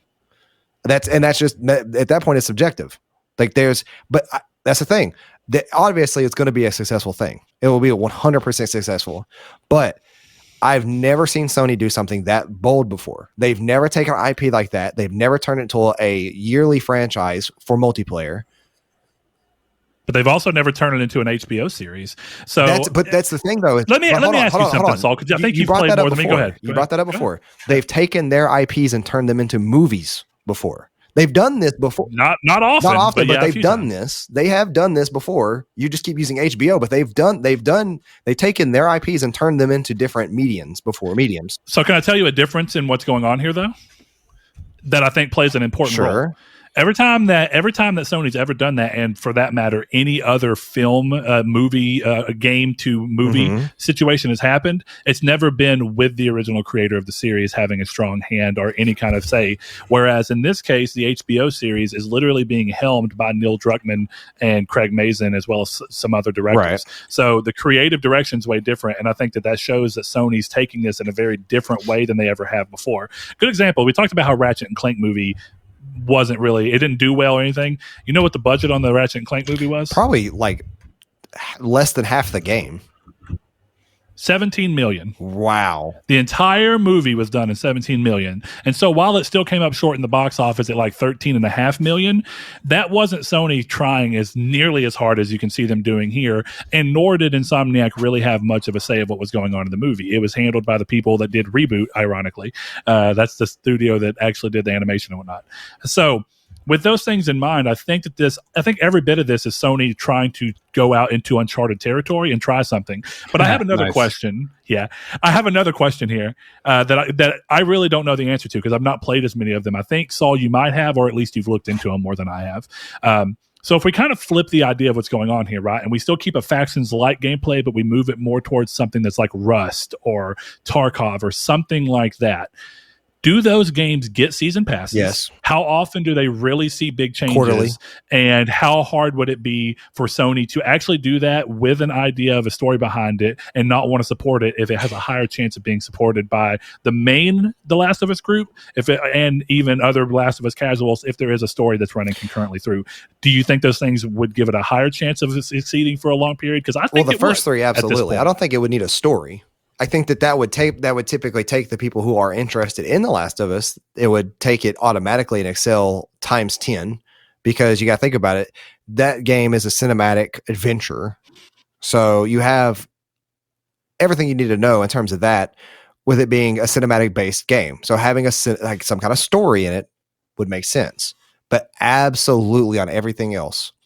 Multiplayer games now thrive on having that season pass, having that gun rebalance, having this new loot come out, these new maps come out, these quarterly changes every single year.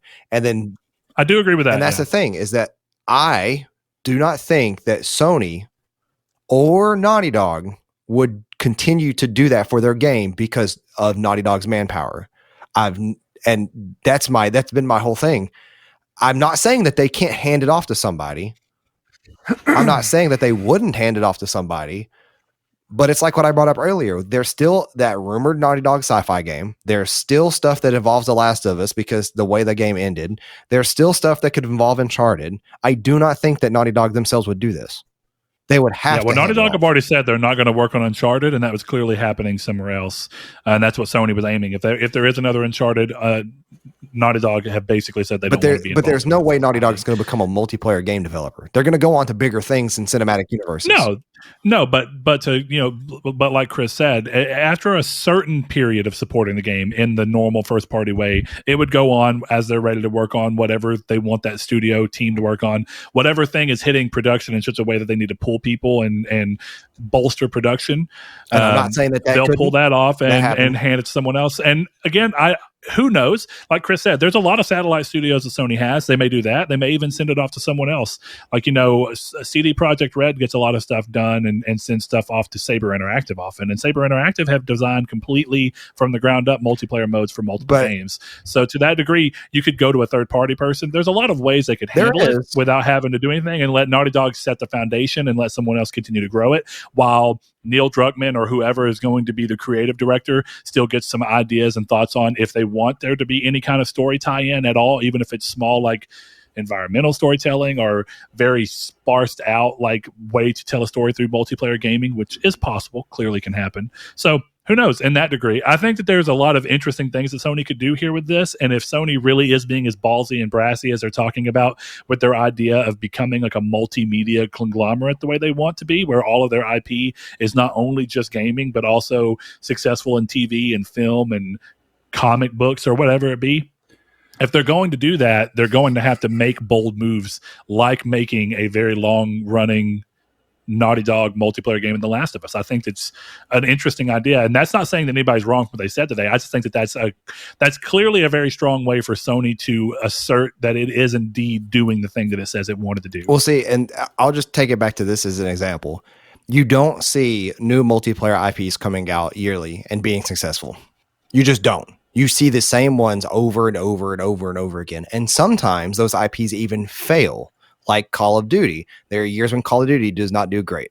And the player base for Call of Duty is not good compared to the last year. You would consider that a failure, because it's not as good. Yearly, they would want to increase their sales. And every now and then it doesn't work that way. But that's kind of the whole thing, is that every now and then you get these like little golden wonders of these little multiplayer games that exceed. But they typically have backroutes on why they're succeeding. You have Apex. Apex has the gameplay and the traversal that Titanfall did, backed by EA, who has millions of dollars to throw at a multiplayer game, even if it fails. They don't care. But you don't have that with Sony. You could. You absolutely could. You just don't currently. And the reason I don't think that you will is because that's not where they make their money. We've said it before. All of their first party IPs, you have them coming through and you have them doing first person, third person, action adventure games, JRPGs in some regards, but it's rare to see indies. It's rare to see first person shooters anymore. It's rare to see big multiplayer games anymore. I just don't think that they are going to sit here and support what they need to support for this game, nor Naughty Dog. That's been my whole thought this entire time. Now, if they're going to hand it off, sure. I couldn't tell you what that studio would be. I couldn't tell you at that point if it's going to be successful or not, because I wouldn't know. They could hand it off to the same people who do Titanfall. They could hand it off to the same people who do, I don't know, Halo. I don't know. They could hand it off to Bungie, but I wouldn't know.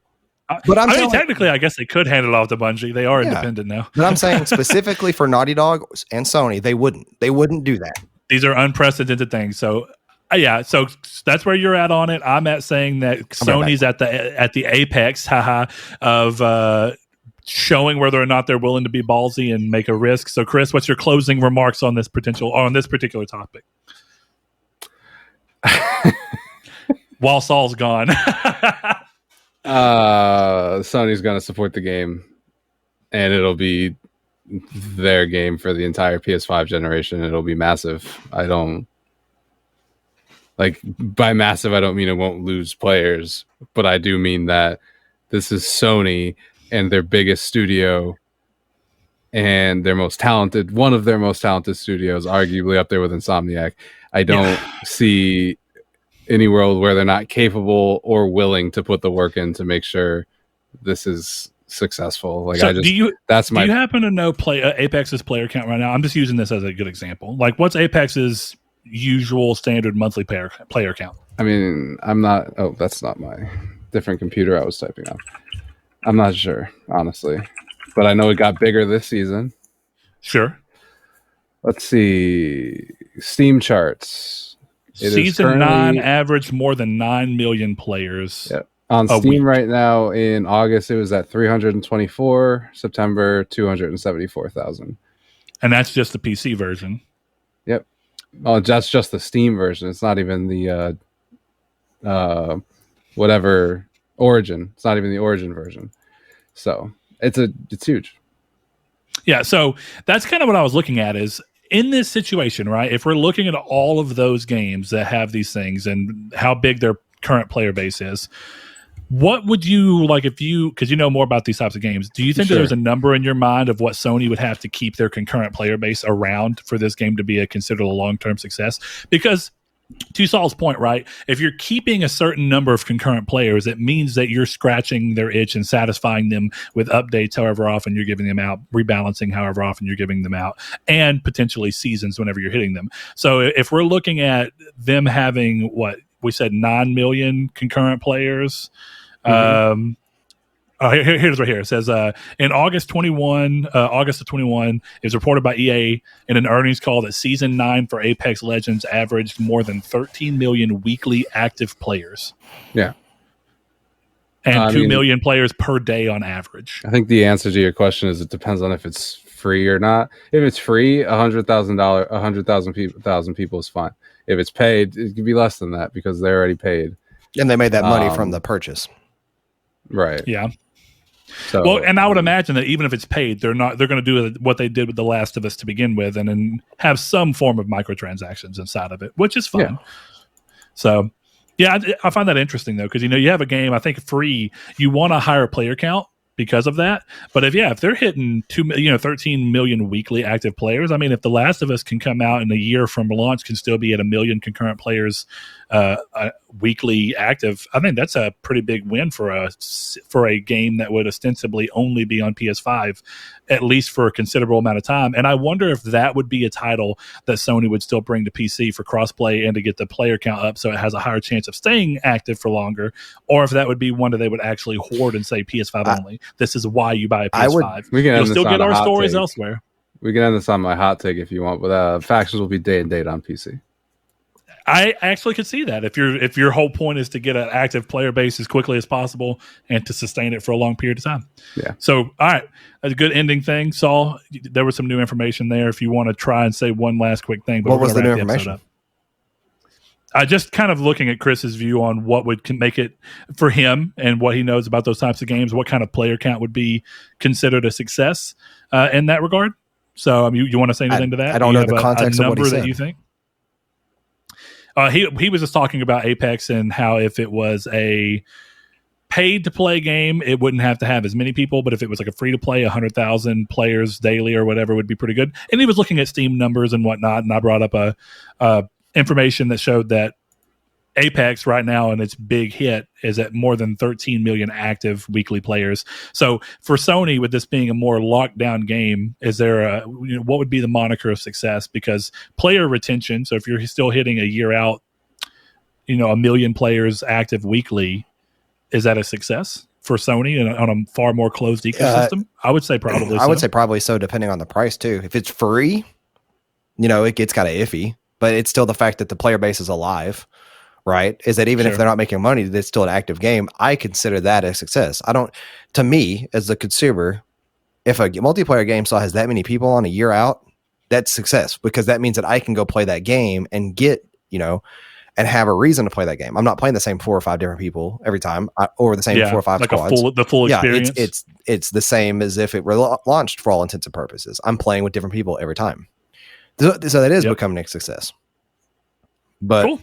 All right. Well, I guess now that leads to the community's take. So for next week, of course, you'll see us pop it out on the Twitter, which is over at Triangle SQRD, or the Facebook, which is Triangle Squared, a PlayStation podcast. It's a group. You can ask to be entered into there. Or, of course, you can always hit the Discord up, which is in the description below. But make sure you go and answer your thoughts on Naughty Dog and what a first-party Naughty Dog multiplayer solution would look like, and how successful you think it would be, and what you'd like to see in it. I'm curious to see if there's any game modes that someone would find interesting within the concept of The Last of Us that we haven't already thought of. Is there anybody out there that has some cool idea from a niche game that's already kind of explored it but wanted to see it done in a more AAA fashion? But that'll be for you to let us know. Remember, you can, of course, find us every week, every Monday. These episodes drop now in video format and also with timestamps this week, courtesy of Chris being a gentleman and keeping those down for us. Thank you, Chris. Yes, sir. But thank you guys for joining me. Appreciate you.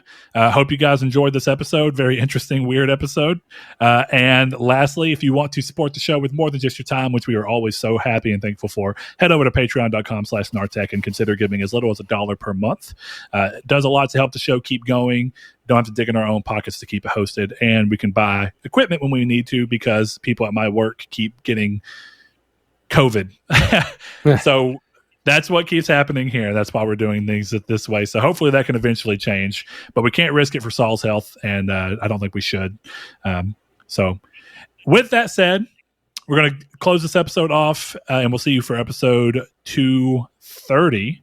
So thank you guys, and a big shout out to our patrons. We have Ham and Egger, Bailey Robertson, Rob Wartpoint, Josh Drago, Mark Schutz, Cypher Primus, Jason Clendenning, Kyle Grimm, Richard Schaefer, Rude Days 93, Joshua Lago, Landis, Kevin Bacon Bits, Luke Rabbit, Danny Villalobos, Solitary Red, Jehudi MD, Sean, Josh Ayers, Derek Porter, Corey Hickerson, Constantly Kenny, Matthew Green, Sean Sanderud, The Stonard, Josh Jarrell, Steven Salazar, The Shadowist, and my name is Dan. Thank you all so much.